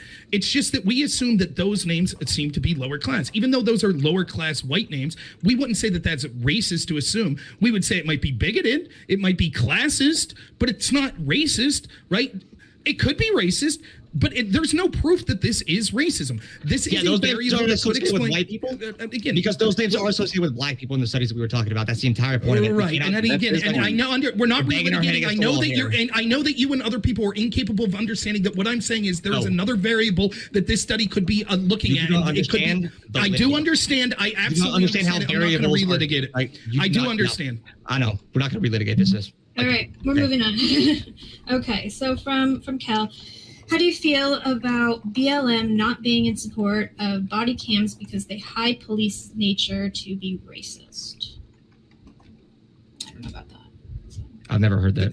Yeah, me neither. From Crazy Hole, ask the panel if systemic racism exists in the way the media reports things, and if so, can you explain why I can name 12 notorious white people that make the news for every one black? I do not know what white, like the media is. Like the media is not one thing. You need that described to you. You don't know what the media is, Jangles. Yes, the media is one thing. It's a homogenous thing. You were joking, right? Describe it for me. Describe what the media is. I don't know what the media is. What's the media? Do you know? Hey, Rob, what's the media, Rob? I've looked at media. I'm an expert on looking at media, so I just know this more than other Fox people. I'm News, just CNN, smarter that's in the this media. area. They're the same. Look, to answer the question, the question was directed to the panel. Yeah, So go the ahead. question was directed to the panel. Go ahead. Sure. Go ahead. It's Cool. so Cool. So dishonest. it's this constant red herring and straw manning that you see from Jingles. Anyways, to answer the question, yeah, this is exactly what I'm talking about. I know that Jingles wants to keep this debate to confined to sounding very reasonable. Big Papa Fascist did the best thing in this debate, where he made it. He actually pointed out that like everything they're saying are just small issue things. That the solutions, even if we don't agree with the problem, we'd say shit, we're for those solutions anyways. The problem is, regardless if Jingles is doing this strategically or because he believes it, I'll assume he believes it in good faith. That's not the way people in positions of power are doing things. And we can see that there is an incredible impetus to cause division based on race in this country by people in positions of power, particularly the national media. So to answer that question, right? Is Fox News the national media? I want you to answer that. Is Fox News the media? I'm not going to respond to Fox Johnny News the media? Strawman over here. Define That's a what straw media man. Is Fox is. News the media? Is a So- straw man? Is I'm not it, gonna it- respond to it. okay, so anyway, to respond, You know why? I wouldn't respond. Yes, either. Fox News is the media. How does part of that have the media. anything to do? Fox News is part of the media. Part of The the question media, was yeah, right. sure. What does that prove? What point does that prove that you're And talking maybe about? What because does that maybe when you prove? say the media, that's not homogenous. Like maybe everyone. No one said it was homogenous. We understand when people say things. For example, if people say Republicans. CNN don't appear on Fox News, Rob. Right, They don't right, appear the on people Fox who- News. Hey, big, like, isn't it funny? Isn't it funny? Real quick. Okay, Please, Jingles, you just have to leave people respond. So, like, real quick, Jingles doesn't have a problem talking about white people are against this welfare. Are white people homogenous? No, but he talks about it because we understand what that study's saying is in the bulk, this is what we say when we mean white people. The same is true of when the questioner asks media. Everybody knows what he's asking, but people that want to deflect from the question say, I don't understand the question. Right. What is the media? And then when we correctly make fun of you, you say, but isn't Fox News part of the media? Yes, we're not the ones who claimed to not understand what the media was. That was you. So you don't have to clarify from us. If anyone should be asking questions about what people understand the media should be, it's us asking you because you're feigning ignorance about what When the you questioner cite a asked. study that's generalizing, it's the same thing as like, oh, is the media homogenous? Those are the same thing. Well, It let's is define- amazing to me that so the should we conversation is define wrong. Wait, every if you cite a single study, word? that means you're racist against Should white we people. define every single word we speak in this debate, Jangles? I think definition. Do you think that's not important? The I'm entire asking you a conversation question. of the Should debate we is, define should we define every single word, or are there going to be words that we just have a universal understanding I think of? that, like with the contentious words. What is the meaning Yes. of is? It depends on what the meaning of is, right? Oh fuck, you're All right, right. we have I'm one so last sorry I question. asked the Hey, question. guys, I we have thought one- that made you so angry. One last question, and then I'm and then we'll do closing statements, and then we're done. So from Bexner to Jangles, what if I told you I had 20 studies that show the average IQ of racial groups varies greatly by race? What if I had 40, 100? Also, are you alive? How do you know if no study? I've been dead for 20 years inside. Do you have a study? I don't have a study. Where's my data? But I do very much appreciate that. Like the right has started to like just recognize that the studies never agree with them, so they just decided the studies don't matter. I'm a big fan of That's that. not true. We talked about what we did was we ran through the studies and talked about first we granted them and showed the solutions, and then when we did discuss the studies. I know. No, that's your opinion. No, That's fine. I know. We granted my data and still kicked you over the rail. Oh, All right, yeah. so let's just get It's into closing hilarious. You think statements. that. Yeah, Okay, it was easy. All right, so we'll go from Tom, Rob, Jangles, BPF. So closing statements. With 2 minutes, is that? Or, Yeah. Okay, so I feel as though I've laid out numerous examples of how systems affect different races. They either my opponents either agreed or ended up arguing my point. They agreed with systemic racism the entire time and that it will have disproportionate effects on a community that is the minority. They know these systems inhibit the black people's ability to be successful in America, but then expect them to push through more structures and more roadblocks that will make it harder for them while still expecting them to be successful in the United States. This is bigotry of high expectations. They expect a lot more of black people than they do of anybody else. And if you accept the system, the systemic racism and the negative effect on black people and understand them, then this would be explicit racism. Once you choose to ignore racism towards a certain group, it is no longer implicit. From this conversation, I don't think the Rob and BPF understand, though I don't think that panels like this are the best way to go through this sorts of information. It gets confusing. Me and Jangles argued completely different points here, so I don't want to sound as though I'm calling them explicitly racist. Some of the points is that businesses in the past affect black people to where they're poor based on the color of their skin. This affects their culture, this affects the way that they get along in America, and this affects the way that we think of them. And so if we're able to fix some of the systems that affect them negatively, then maybe we would think of them in a better light. And a lot of the things that we do implicitly would no longer affect them negatively. So things like giving them money, helping their education, making it to where they're not disproportionately poor or disproportionately undereducated would make a big deal or a big difference in how we interact with black people in America. Okay. All right, so Rob? Okay, there's two separate arguments from our opponents here. Tom Foolery's argument could be dispensed with the idea that everything is systemically racist. Any unequal outcome is defined as systemic racism. It literally means the term is meaningless. That's what he said. He also suggested that he would have racist policies. He says that they're not racist, but specifically like impeding white people with housing opportunities to benefit black people is racism. This is what's suggested by many people out in the real world. That's racism. It's bad. Jangles' argument is, to, as Big Papa Fascist correctly points out, is to point to a bunch of micro things with studies. What I'm doing is talking about variables in the studies that could suggest that systemic racism isn't the only reason. He's saying that those other variables don't disprove that it's systemic racism. I agree. The onus is on the people claiming systemic racism to prove it, and there is no proof positive from any of the statements he said. However, it's irrelevant anyways, because if we grant that these issues are systemically racist, then the policies that he suggests would be policies that we're in favor of anyways. And so the real reason that this is important is because of, despite what Jangles will have you believe, the real important thing is what people in positions of power are suggesting we do based on systemic racism. The way it works is this. We say redlining occurred in the past, or blacks are pulled over 9% more than white people. Therefore, we need to tear down the system. Therefore, this country is horrible. Therefore, we need to teach critical race theory. Therefore, we need to implement all of these socialist, communist policies that they want to suggest. And this is where the crux of the debate is. I agree. I think that it's great that Jangles is against this, but we can see that the policies that have done as a result of these things have been things like defunding the police, which has led to increased homicides in inner city neighborhoods. We've seen that it's led to riots, which were riots that primarily occurred in inner city neighborhoods. So that's where the focus of this debate is. Lastly, I want to say that we could see that this bigotry of low expectations is something that is making the communities worse. BPF's absolutely right when we talk about under Trump. We saw that it was accelerated the amount of people that were people of color that were being lifted out. And that's because the way to get out of this is to encourage people that they can achieve, to judge people based on the content of their character and not the color of the skin, to not judge people based on sins of the past, and to move forward as a government so that we can treat everyone as individuals that will be able to solve the problems that we're talking about. All right. Thank you. Jingles.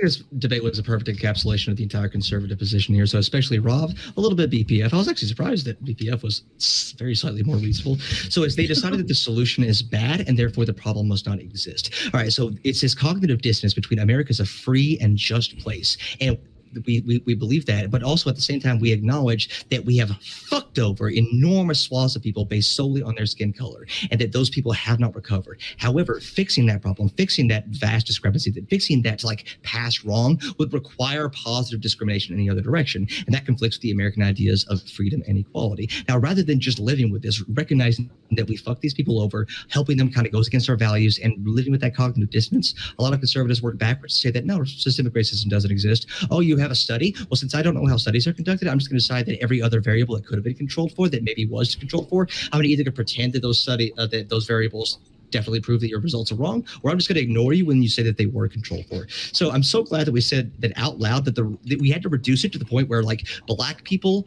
the fact that they're a numerical minority, that's the biggest problem. So numerical minority, that's it. Nothing more to look up there. And also thinking that like if you associate other traits with a race of people, well, then your real problem is with those traits, even though that your association with a group of people, like if you think that black people are low class, that means you can't be racist against black people. Your real problem's with low class. I think that's hilarious. And I'm glad that someone said it out loud with their mouth. So, yeah, I had a lot of fun. And I'm sleeping on the couch tonight because I was supposed to be done an hour ago. That's my problem, not yours. Okay. Okay. Go on, Andrew.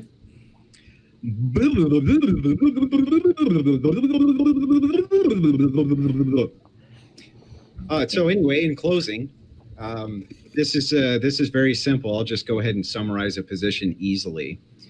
At the outset of this, I explained that the reason that these micro issues are focused on is because all of this will really always come back to this theory of unconscious bias.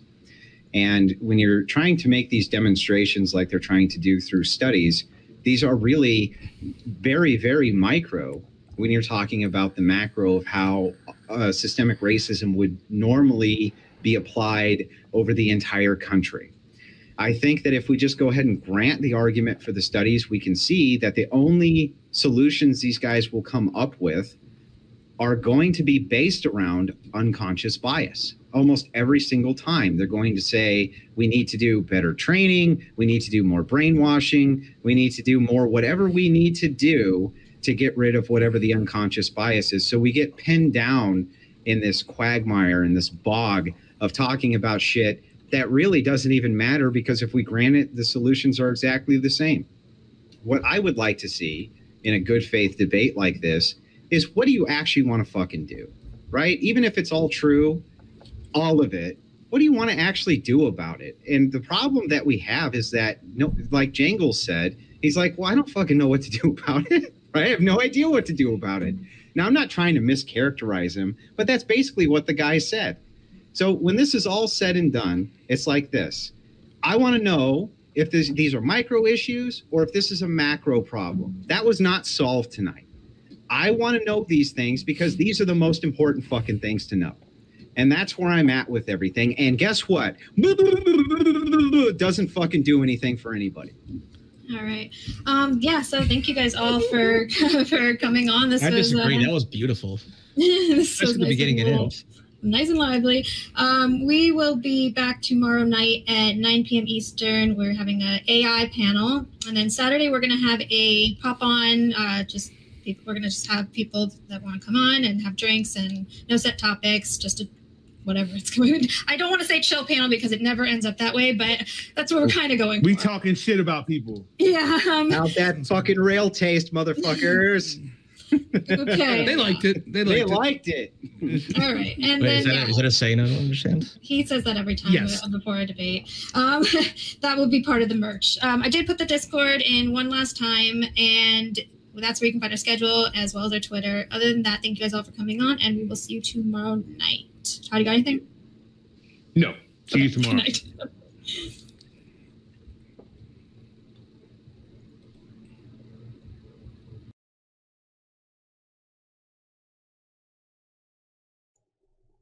Good fun. I enjoyed that a lot. Thanks for staying on, Jingles. Yeah, sorry, we kept you late. Sorry about that. I seriously. Actually, you He's couldn't in the even mention doghouse yourself, now. to be honest. Like, I'm gonna get in trouble He's so in the much. doghouse now. Nice shirt, Tom. Oh, I appreciate it. I saw Did what you- you wait, got, did and you I change? ran out and got it real quick. I had to. Yeah, he changed like 20 minutes ago. I didn't want to say You it. got the hat. You got the hat to go with it. That was fun. That was fun. I want to have a one-on-one debate with Big Papa Fascist about gay stuff. Yes, We're gonna make it gay, okay? We're gonna set that up for Yes. sure. All right. I felt good. Have fun with that. Yeah. Well, I will. I had fun, and I felt that we did very well. Good job, Tom. Yeah, I loved it. it was fun, guys. You'll have it. Yeah, you'll have a Go wonderful to night. your I go felt to that your you did doghouse. very something. I don't know if well is the word I would use, but you did do something. Oh. Yeah, and also, did you see the poll, BPF? Did I get ratioed again? No, the poll on whether you should have be shaven or scruffed, and scruff won. So I voted Scruff. Just- Scruff win. win. huh? I think your Scruff wife win. disagreed with that one. no, she Well, didn't. She didn't. did. Somebody No, she didn't, somebody Rachel. kept saying shaved is professional or something like that. I thought it was her. It better not be That her. fucking hat's not professional. You need to. hat. I don't know what the fuck is. What's up with that hat? Oh, wait, don't you have that too, Rob? This hat No, is mine's patriotic. better. Look at this. Look at this guy. Oh no! Hat in Oh, a hat. This One guy- of my, one of, he was one of my subs partner sent all me that. night. This guy was my partner. He had a hat like I that. thought He it was my fucking too- partner. Sorry, what can you do? You should Well, see that- my U.S. Yeah, you should see my Crocs that are U.S. flagged. Also, Well, that was That was- that was super fun, Rob. I hope we can do it again sometime. Yeah, it was a blast. Yeah. Like, look, like Tom, we could disagree and whatever, and I understand. I interrupt as much as anyone else, but like, Yes, I every know. debate I do with Jangles, it's just like okay. I know. Like, Look, it's one thing to be loud and fast, but it's just a whole new level with him. at I the don't end, know. like I truly, It's an actual tactic. I tried to like let him get in as much as possible, but like at the end, I felt like every point I was making kind of got derailed in a different direction, and I couldn't like I wanted to get to a point to where we had an understanding and we're going down like a line of questioning, and as soon as I felt like we're right there and we're gonna agree because we both already pretty much believe the same things, we just like explain them differently. Man, he would take off in a different direction. I'd be like, oh crap. That's the problem. It's really bad on 4 and 4 panels, but even on 2 and 2, it's Oh, tough. So. But Yeah, well, I mean, your style and his are not complementary, whereas mine and Rob kind of are. So it's kind of a whole different part in there. And BPF, I really do have to give it to you because one of the things that I need to get better at is getting bogged down on these like minutia issues, right? So we'll talk about one study for an hour and a half about these names thing, and it's like, what are we really talking about at the end of the day here? That's why I kept saying and, this doesn't this- even matter. We can move on to When something else. Like when I debated Destiny, like he brought up this Sunset study, and I think it's like 9%. Like even if that's true, that's why we had $2.2 billion in Right. riots. Because I mean, and it's like, and like I could find studies like you could find arguments like that and all sorts of micro issues. Again, we could say it about men. Are men going to go out and riot 6 times worse than Black Lives Matter because they're treated 6 times worse by law? Right. Of course not. We would be like, this shit's batshit crazy. And it's a constant source of frustration with Jangles, at least. I think that we all understand that we're debating outside of just what we individually think. Right. So, like, you'd be like, but the people that say this, that have power, this is what they're advocating. And Jangles is always like, well, that's not me. Okay, then what's this? Like, oh, I like you, Jangles. I like all of us here, but we don't have power. Right. Like, and this is the problem, It would be the equivalent of this. Like, let's say we wanted to have the race IQ debate, right? And I was like, oh, let's get deep into it. And Jangles said, yeah, but most of the people that make this argument use it to make really heinous shit, so we have to be careful. Like, that's a valid point. That's valid to say that, I wouldn't be like, oh, but I'm not. You can't say that. I mean, whatever. Well, from this just me, right? And I know that I always come at debates differently than everybody else. I just do. I don't know if it's because if it because like my wife said, you're tarded, or if it's because I'm not tarded. I don't know which one, but from my perspective, I always want to argue the premise, but then I always want to grant the premise and destroy it twice. I never want there to be survivors. If there's survivors, I've lost. So I want to grant it too. So I do think that it's useless to get bogged down too much on my studies, because if you grant the studies, you realize these fucking idiots don't have any solutions to anything. So why would you spend all that fucking time studying all that data and you never came up with a single solution if it was true? And your position is that it is. That's insane to me.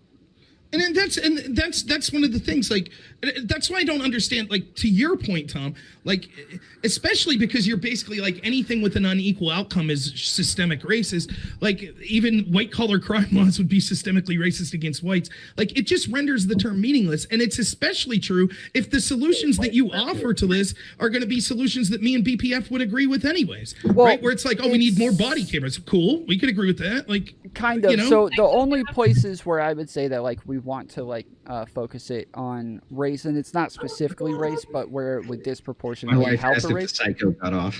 is like with schools, right? Like if 40% of what do you call it, of school funding comes from what is it? It's property taxes, and like black people are in lower income housing because of redlining, then like it was something based on their race that led them to have this outcome. And then now they get less funding for their education, which again, like really affects their culture and everything else disproportionately. So like I Why would do you target like assume their that schools. black people are poor though? Hold on. It's not an assumption. It's I a came statistic. up, okay, but okay, so I was born right outside of Philadelphia, okay? I know Rob's a PA guy too, okay? And I was equally as poor as my white neighbor. I was equally as poor. His dad was a security guard. We're still best friends to this day. Yeah. He didn't have any more money or me or any different. We didn't go to any different school because we were in the borough, so we all went to the same school, unless you went to private school. Why do you guys, like, I've had this, all liberals think we sell drugs and we're poor and we're uneducated. Sure. That's just the premise that's how it sounds to me. I don't ever interject or debate, but I do sit here and I'm like, what the fuck, bro? Well, and I'm not saying. Yeah, I borrow money from Todd. I mean, Right? it's not. It's not I as need if his number. Yeah. it's not as if I don't know that like Barack Obama and Beyonce exist, right? Like I know these people exist. I know there are black people who are very successful. The point is like what is proportionate and what is like, is it like worse for one group of people? Are they able to get out of that? Yes, but they have to try a lot harder than a poor white person does. There are more barriers there than Did I though? What did I? What did I have to do differently? We went to the same public. This is We went to the same high anecdotal. school. I'm talking lived, about like on a wide scale because like you agree that like for the most part, as far as areas go, black people congregate. Hold on. I'm saying like white people congregate together, black people congregate together. If you grow up in a white neighborhood, you're actually going to have better outcomes than you would have if you grew up in an all-black neighborhood, right? That's not true. No, so in the Northeast, that's not true. Statistically, it's wrong. true. Well, but again, that's the question is it race or class? So I was ready for this debate on schools that didn't come up. First off, the most intensive studies of these show that the difference is class, not race, right? And so if for example, if you're associated with a diverse amount of people in class, even if they're homogenous skin color, white or black, that benefits you more educationally than if you're associated with diversified race that are of the same class. So that's the first thing. The second thing that you said about funding and things like that, also not true.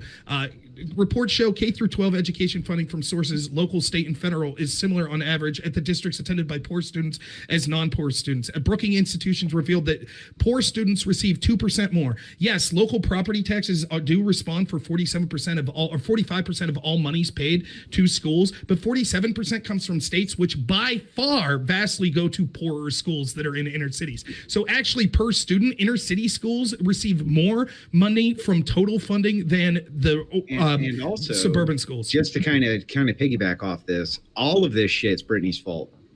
Right. Exactly. I mean, all of it. Todd, am I wrong, or is this all? I'm sorry, you guys. I didn't mean it. It's always her fault. It's always fucking Brittany's fault. I agree. It's always it's Brittany's fault. Leave Brittany alone. I agree on the class it's thing, Brittany's fucking fault. but again, like my point was, if they are poor because of the color of their skin, then we get into like the smaller parts, which is why I kept trying to zoom out to the point to say like, are they poor because of the color of their skin? Was redlining like based on race? Was Jim Crow based on race? Was slavery based on race? Do these things affect them You today? should have put on your thinking wig. Now what You should have are put the on that effects? thinking wig. I told you to put that wig on, Tom, because Rob's about to say to you, watch this. I didn't even. Go ahead. Repeat what you said. I don't want to disappoint. Please. I was reading something. Go ahead, Tom. Please, real quick. Just repeat what you said. I was saying that like if somebody's poor, like I agree that this is a class-based issue, but if they are poor because of the color of their skin, if things like redlining, Jim Crow, slavery, if these things disproportionately affected black people and now they happen to be poor today disproportionately because of those things, then that's why you would target it. Not just class, but skin color and why class. would we specifically help one poor person because of their reasons, but not another poor person? So like, I just this is what I explained don't that. understand. I answered that in what I said. So like, Okay, so fuck Will over there. His grandparents made bad decisions. So the fact that he's poor, fuck him. True. But Bob, who's black, that, you know, it doesn't matter. If we're going to help poor people, we help poor people. If blacks are disproportionately poor, then helping poor people will disproportionately help blacks. The problem is this hyper focus. We can see what the focus on race does. It allows for shit like the Biden administration, what they're doing. We'll help poor black farmers. We'll help poor black people in the inner city, and screw the poor white people. And what's the implication here, by the way? Like, Right, this help is them something all. I've never got an answer to this. Supposedly we have this systemically racist country that's designed to help white people, and yet white people are like 14th as far as the races and how well they're doing in all metrics. So if people want to say, this is the not argument just leftists white make. people. They say, people say this, they're like, well, you know, if black people are doing worse than white people, are you trying to make it a genetic argument? No, that's not what I'm saying. But let's do the inverse of that. not If what I white people said. have every advantage, I'm not saying you're saying that. If white people have every advantage and they're only 14th from the top, are you saying that white people, or are people saying that white people are genetically inferior so much that even with every advantage, they're outperformed by a litany of other races? Well, no, I mean- think so. One, like I talked about earlier, if there's a room full of 50 people I'm and gonna go, 25, okay? I'm all gonna right, go. thanks, Brittany. See ya. Take it, Brittany. Oh, I'm still Bye. streaming, by the way. I'm sorry. That's fine. I think Robin's That's still. I don't okay. care. I just too. don't want to get involved when it's on my Yeah, platform. of course. And in a debate. Yeah, so now I'm just chilling. if there's a room full of 50 people, 25 of them are black, I choose to take money just from the 25 that are black. This is something that, like, I took it from them based on their skin color, so I should give it back to them based on their skin color. Okay, And let me that's ask you why I this. keep saying, Let hold me on, ask that's you why I this. You're keep looking saying, at this all the wrong way, brother. You're looking at this the wrong way. The government's going to give money to these 25 people. Where's the government get their money? from everybody, black people, white people, Asians, everybody. So you're saying that because our government 60 years ago did something shitty, that the people that are paying into the government now collectively have to make up for the sins of the forefathers that 60 years ago did something shitty? Well, first off, like I want like all sorts of things that we're taxed for to be lowered immensely. So when it comes to like an overall plan of how I would want to help these things, the amount of money that's put into like military and welfare and all sorts of other things, like I feel like defunding a lot of those things will make it to where something like this is just it's literal pennies and it will still be taxed lower. No. But it's like. But why can't we have both? Why can't we? Right, exactly. Why can't we have all of these pork programs go away and have all this foreign aid go away? And then at the same time, if we're going to do distribution of aid, we do distribution of aid to everybody who needs the aid, not just to one specific demographic. That doesn't make sense. I'm not a socialist. Like, I don't believe in that sort of That's crap. not like, socialism. I don't think that just because somebody's but if you're poor, going to advocate that we need to have some type of generalized welfare system to help the poorest demographics in the country, fine.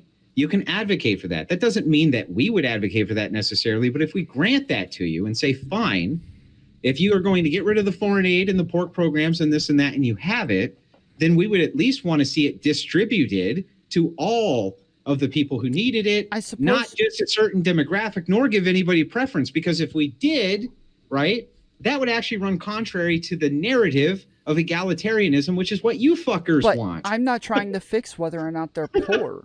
Like that's not the problem. What I'm saying.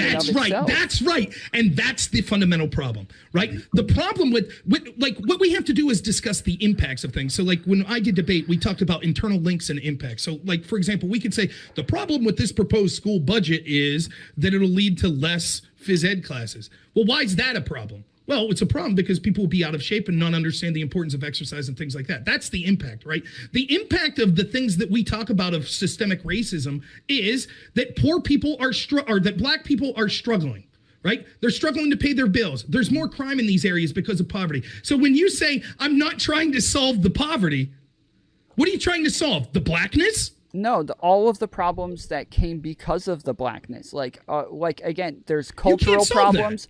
Yes, you can though. You can. No, you can't. What do you mean? You're trying to solve the reason that all those problems are bad is because it's led to poverty and it's led to all these bad outcomes. Crime, poverty, things like that. That's the things that we could solve. Those are the things. We can't solve feelings being hurt in the past. We can't, like, I don't care about the end result of all this, and this is what blows my mind. It doesn't matter. If poor people need financial help, then fine, help poor people. You don't say, well, we're only That's interested fine. in helping poor people that happen to be this certain characteristic because we're trying to solve more than poverty. I'm not saying that, it's though. just. And on I'm top not of saying that, I want you to think about this, right?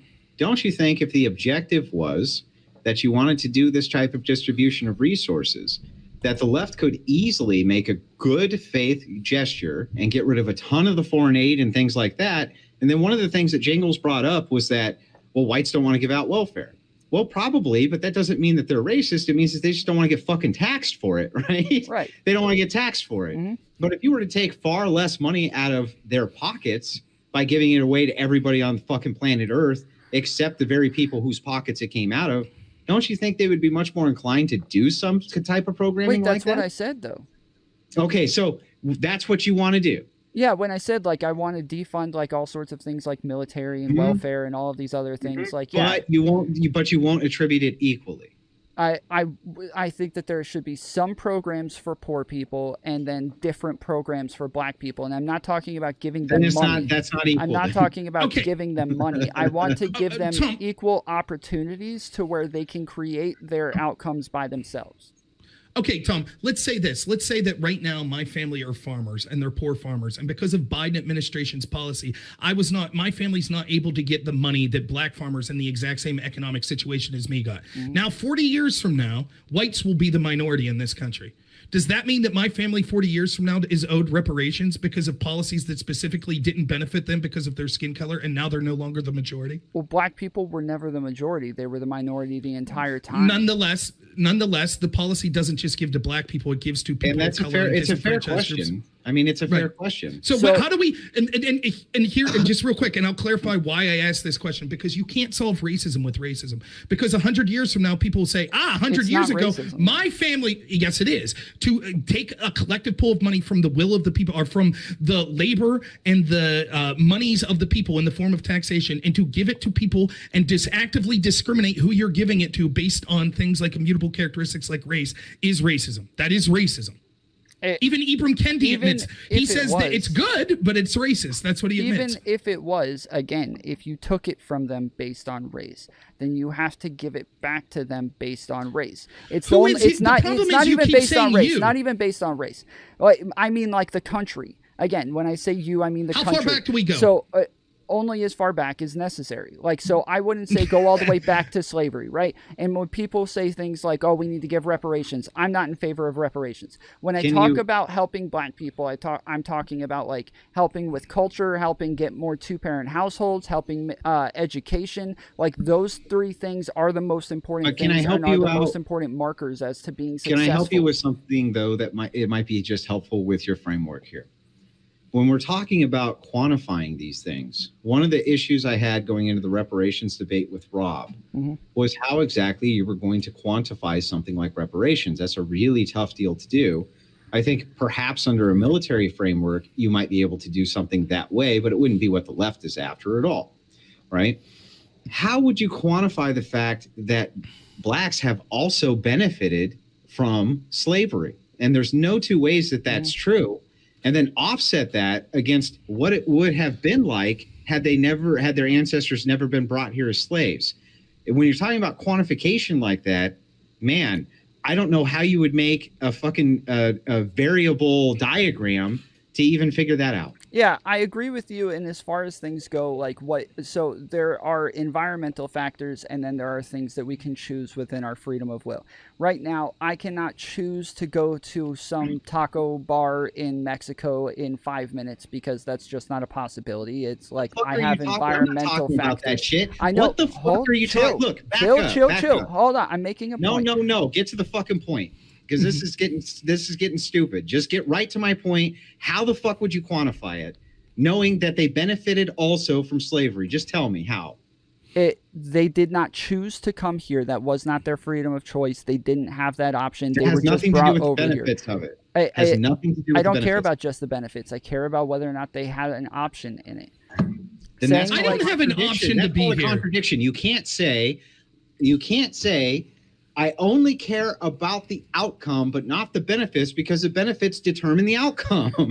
No, Man. no. What are you fucking talking about? You guys keep like singling one part out and acting like all of the other parts are not still You can't run into intermingling. logical fallacies. Look, you're not allowed to run into logical fallacies. I'm going to call them out because they're fallacies of logic. So you can't say, look, I don't only care about the benefits. You have to, if you're going to look at all the negatives, you have to also look at the positives, or you can't come up with negative numbers. You understand that, right? Okay.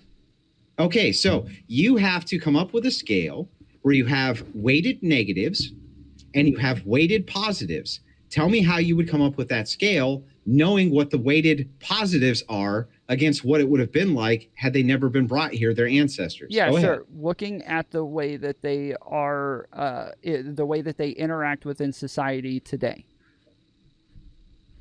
What the what in the That's fucking but that's shit not are answering you it. That's So it. think No, that's about it. this. That's We're all that talking about matters, is reparations. how these Right? things No. affect them Listen, today. listen. That's it. And listen, this is indicative of the problem, because the real solution is, right, when we talk about things like reparations or restorative justice in the form of finances and money given from the government, the reality is it'll never end, right? That's why you need to quantify it, right? Mm-hmm. So you need to say, okay, we will try to our best to come up with the pros and the cons, the benefits that people had, the negatives that they had, and we'll try our best to come up with some dollar figure. Now, how we use that dollar figure could be different. We could send checks, we could provide schooling, we could provide job training, whatever. But when we're trying to give this money, we need to quantify, because the argument you're making, particularly when you're talking about, well, it's not just about solving poverty, you're basically claiming it's about righting some historical wrong. Well, to right that wrong, we need to be able to quantify what was the wrong, what is No. the value And of not the just wrong. No, that, it's but not. if you're looking at how they're treated right now, you still would have to do that society-wide for Right. everybody. No, so like Jews were in the Holocaust, but they got reparations. I don't think that there's any sort of wrong that we need to right there, because they actually get along very well within society. Black people do not get along very well within society, so there is an outcome there that you have to fix. That's why I'm saying all that matters is But the how do you outcome weight of it. those? How do you weight those against what the ordinary outcome would have been had you not? So the problem when you fuckers go through this historical timeline, right, is you always forget this part.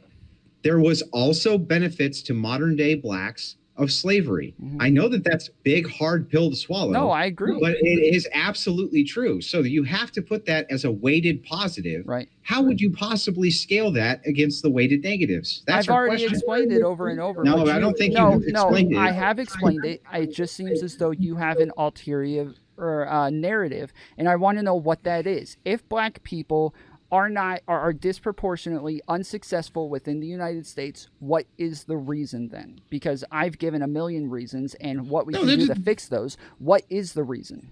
But you There's a can give, litany of reasons. yeah, and you can give Like what? a million. You can give a million reasons why. White liberals. But that's not Right. But that's not proof of anything. You understand that? No, it Just doesn't like matter. saying It I doesn't have matter. 100 reasons Stop and avoiding you the won't give me question. one Just actually answer makes the me question. intellectually honest. It actually makes me intellectually Oh my honest and goodness. you intellectually dishonest, because I'm So telling you. I'm going to force you to answer the question, but I'm going to refuse the question over and over. That's so intellectually let me honest. Ask the question. Well Ask the done. question. yeah, We'll both answer. and I'll answer it concisely. I Okay, promise. what is it that makes black people disproportionately unsuccessful in the United States? What makes them disproportionately unsuccessful is multiple factors, and I'll go through them. And they're all liberal talking points. There's no doubt about it. One of the things would be poverty. One of the things would be cross-generational wealth. There's no doubt that that's true. Okay. There's other factors that would be weighted as negatives. I completely agree. Okay. What I'm asking you is now to weight that they have based around the fact that had they not been brought here to begin with, what the situational difference would be had they stayed in the nation of origin. Can you do that? Yes. I again, looking at how they interact within society now, if they are still disproportionately poor, then that shows that it didn't have that much of an No. advantage. Let Now, me- yes, let me hold ask on, you hold this. on, hold on, It hold doesn't. on, hold on. The fact that they are in the United States has a huge advantage for them, right? It's much better So than that's it a would weighted be. positive? Yes, okay. But Okay. we don't compare what it is like for other people in other countries. We have rights for people in We this literally country. do it all the time. How? We literally do it all the time. And we have those scales for like things like refugees, things, all kinds of people we apply scaled weighted positives to weighted negatives on. Like what? All the time, happens constantly. I just told you, refugees are a great example of that. Yeah, sure. Like, You but have to that's pick whether or not we X let amount them of in. criteria. Here's our weighted negatives. Here's our weighted positives. We're going to literally, we have a mathematical formula to come up with it. No, that has nothing to do with what I'm saying. It has absolutely nothing to do with what we're talking about. What you're saying is irrelevant anyways, because show us giving reparations to people based on historical. You say we don't do this in this country. Okay, when's the example? There's one time that we've given reparations, and that was to direct people that we interned in Japanese internment camps. Show us the example of what you're suggesting, of going back, of our country going back hundreds of years and trying to evaluate. Right. Rob, I'm going to say this again. I am not in favor of reparations, okay? I don't want reparations. It is, you might not call it reparations, but wanting restorative justice that's focused on people based on their skin color is reparations. Fair enough. Yes, we do this all the time based on all sorts of I kind of have to agree with Rob that that's true. Yeah, it's just what it is. Okay, based on some, we do this all the time based on some sort of characteristics. We see where there's a problem and we fix it. Only because race is involved in this, you guys get all sensitive about it. Oh, well, that's racism. That's not true. Again, let me get. You're the person that's doing that. Weren't women disproportionately affected? And we did a lot of things to fix that, didn't we? No.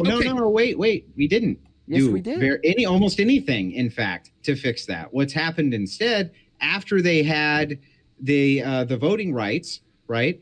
Which blacks also got the voting rights. So one more time, what would you do to solve the problem of that women should be way further ahead of where they ordinarily would be had they been granted equal rights to men the entire time? No, okay, what's the thing called where, like, black people are supposed to get into colleges at higher rates or something like that? Affirmative action. Affirmative action, okay. Yes, affirmative action actually is made for women because of everything that happened before. We made affirmative action, and it actually helps disproportionately white women more than anybody else. This is something that is put into place because of something that inhibited them before. Apply the benefits to everybody across the board, Tom. No, I want to help people who have been wrong. If I could go back, Tom, to a point you made. You said, "Oh, we want to solve these problems, but once race is involved, you guys are like, race." No, it's the exact opposite. We're sitting here and we're like, "Oh shit, there are people in this country struggling. We should help them. If they're black, we should help them. If they're white, we should help them." You say, "Oh shit, there are people struggling in this country. If they're black, we should help them. If they're white, they could fuck off." No, that's the problem we have. No. I think that's exactly what you're doing. No, I think that there should be poor people. I think that they should exist. I don't think everybody is always equal, but I think if you don't have the same opportunities, I think if you don't have the same opportunities as everybody else, then that has to be remedied in some way. Well, this has just become circular. It is circular. You guys aren't responding to what I'm actually saying. There's a litany of, like, all of us are individuals, right? So all of us are in the position we're in now for a litany of reasons. We can trace back our ancestors going back to the 1400s if we want, right? We could do that if we wanted. We could look, the primary factor of what we have is the decisions that we've made in our life and how our families raised us. Like, did we have loving parents? Did they raise us good? Are we making good decisions ourselves? But there's a litany of reasons of why we've got to where we are. You want to focus on one. You want to say, I could boil people down to white and black. And so I could say black people they're doing worse than white people in general. Well, what type of white people? White people's a big, diverse fucking group, isn't it? So let's talk about different types of white people. Do you think the fact that the majority of extremely wealthy people in this country are white might skew that all of a sudden having all these insanely rich white people skew, and so the poor white people at the bottom of the scale, they ain't getting shit from benefits of the skewed research that says the average white family makes $79,000 a year. Yeah, that's great. I make $30,000. So what? So explain to me why the government should say, "We're sorry, Rob, you make $30,000, and your neighbor who happens to be black, he also makes $30,000, but we're not going to help you, or we're going to help you far less because we're trying to right some historic wrong that no one alive today had anything to do with. So we're going to collect." In fact, Rob, part of your tax monies that we're going to make you pay in, it's going to go to your neighbor.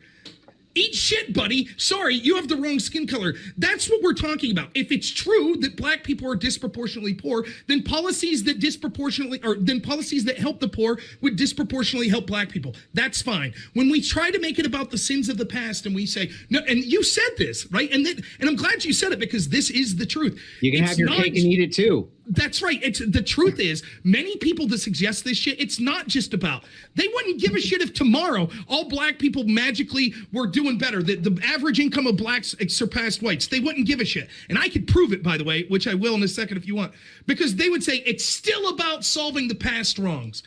Right? So That's what they would say. If you key in to what he's saying, the most important aspect here is this. Literally, the most important thing that Rob Noerr is saying right now is if you disproportionately help the poor, you're already disproportionately helping blacks because they're disproportionately poor. Yeah, sure. This runs in a circle always. So any type of program that's designed to help the poor is already helping blacks in a massive way, disproportionate to probably almost every other, ethnic. Well, no, not probably. It would be helping them disproportionate to every other ethnic group. I don't know how you get around that argument because it's concise. It makes sense. There's no contradiction and it solves your goals. Yeah, again, like I'm not just trying to help black people. So I'm not just trying to help poor people. So like if the problem is not that white people were given more opportunities than black people. The problem is that black people were given less opportunities than everybody else. And that is, and it's not about righting wrongs. But his solution would solve that too, Tom, because it would disproportionately still help the demographic you're trying to help while also helping all other demographics. What's your fucking problem here? He says his solution is helping poor people. What does that mean?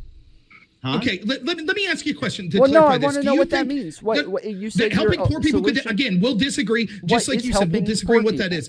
All right, so me and Big Papa Fascist talked about our solutions. We think free market solutions, what we saw that was going on in the Trump administration was helping. We think that policies that would encourage family values and family system. Right, so but why is that relevant to this conversation? If we're going to have policies to help people, it shouldn't be based on skin color. Let me ask you a question. Mm-hmm. Was there slavery that occurred in the UK? Did they treat people of color poorly? They did, right? And okay, would it surprise you to know, and let me see if I could quote this, that a recent study done by Parliament in the UK found that, real quick. While he's looking that up, I got to hammer this home because I still don't understand. If the objective is to specifically help one demographic, and the policy of helping all demographics specifically helps that one demographic you're trying to help more than any other demographic, how have you not fucking accomplished your goal? I mean, I don't the entire time. We've been helping white people disproportionately to other people. We've been helping Asians disproportionately to black people. We've been helping all sorts of different people based on race for a long time, and now we can help black people. That's not true. So again, back up real quick. But if he had a policy now that did that, a policy right this second, not past policy, but a policy right this second that helped to uplift poverty, blacks would disproportionately already be the beneficiaries of that. How do you get around that logically? Again, you're only looking at poor people. That's like, this is a small part of the entire thing. This is not the entire. No, I'm not just looking at poor people. You're looking at redressing crimes against blacks, right? Is that what you're looking at, redressing? Like, I'm looking at the effects that laws in businesses and culture have had, the effects that they have had on black people. So you're looking for redress, and the best way to do that redress would probably be monetary, right? It's one way. Yeah, so if you were going to have monetary policy that associated that with redress, and you made the monetary policy for everybody, and it disproportionately helped the one group you set out to help more than anybody, that would be redress. Okay. So if black people are behind, white people are here, and we say, hey, okay, we're going to give this to white people and black people, and so it's the same amount for everybody, and then it just does this. What's the difference? No, that's not what it would, because this is the problem. You're taking this scale, right? This is the scale of here's white people and here's black people. That's on average, right? But we say, here's the scale of everyone, and we're going to help everyone below this line. Now, the majority of those people will be black because that's where they're at here, right? But some of those people would be white. And so you're not helping the white people up here.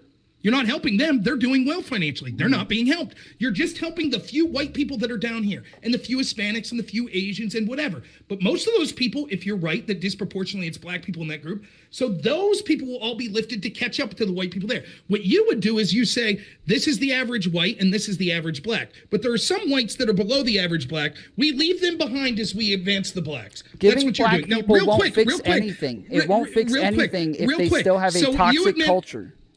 Okay, so real quick, we admit So that then in the why UK, give them reparations? Right, in the UK, you admitted I wouldn't give reparations. that they I've had said slavery. this over you and would. over. You said you want restorative justice that's in the form of finances that wouldn't be just about alleviating economic pain. That's reparations. I don't think I said that, but okay. It is.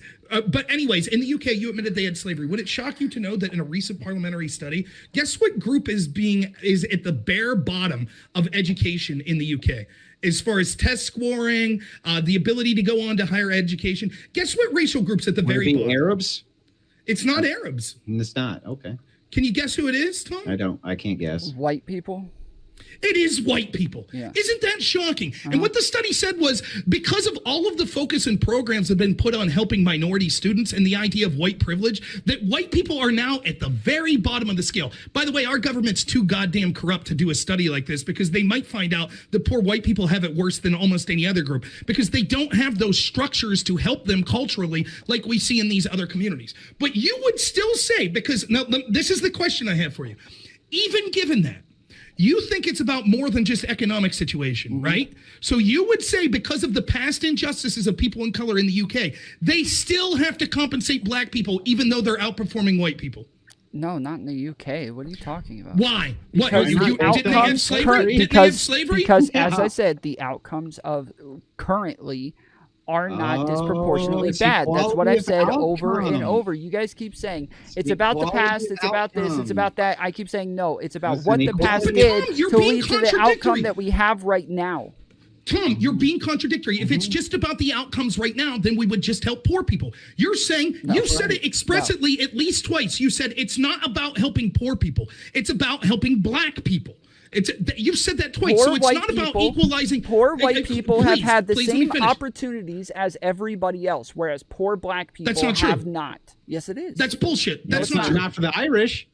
Tell me how the Irish always did. Go ahead. The Irish were given all sorts of extra stuff to help them integrate within what extra stuff? They had jobs programs. They pulled them out of the ghettos. They had all sorts of things. No, what the fuck are you talking? They were heavily discriminated against, just like Italians were. Yes, and they did things to help them. This is how I can make this even simpler. The statement you just made is nonsense. You said poor white people have had the same advantages that all people have had. That's what you say, right? Say that again. You said that poor white people have had the same advantages of all these other people. No, correct? I said the same opportunities. Okay, the same opportunity. So you think that my son, Hank, that's 6 months old, he has the same opportunities as Hillary Clinton's daughter? In generally, yes. That's one of the most asinine bullshit things I've ever heard. I mean, and this is how race essentialism corrupts your mind. The fact that you would say yes to everybody knows that's not remotely true. Every single person knows that was kind of retarded, bro. And I'm gonna I said generally. Hey, I'm going to leave. And Tom, you're a great guy. Look, you're one of the people I'd rather deal with, I guess, because you were a conservative. No, because some of these people on the left are just batshit crazy. I can't deal with them. So, I'm not going to name any names. I will. Maybe. Well, it's your stream, Rob. You can name whatever you want to do. But I'm going to dip out because I don't want to 3-on-1. I don't want to 3-on-1 this guy. But just remember, guys, my two conservative brethren, Rob and BPF, victimhood is a currency that leads to money, access, power, notoriety. So LeBron James kids are way more privileged than your kid will be, Rob, or my kid, or BPF. Who cares, Todd? You're way too fucking yellow to be getting. Well, I am high yellow, and that's way too yellow to get these reparations. So I get used that same thing. I'm not black enough. And that's how they get used against me. But Obama, who was mixed, is black enough. You see how that works? He's half. But anyway, I'm not going to get into identity politics. Tom, good stuff. Thank you. Rob, thank you. Man. BPF, I'll see you sometime this weekend. And everybody have a good night. Take it easy, gentlemen.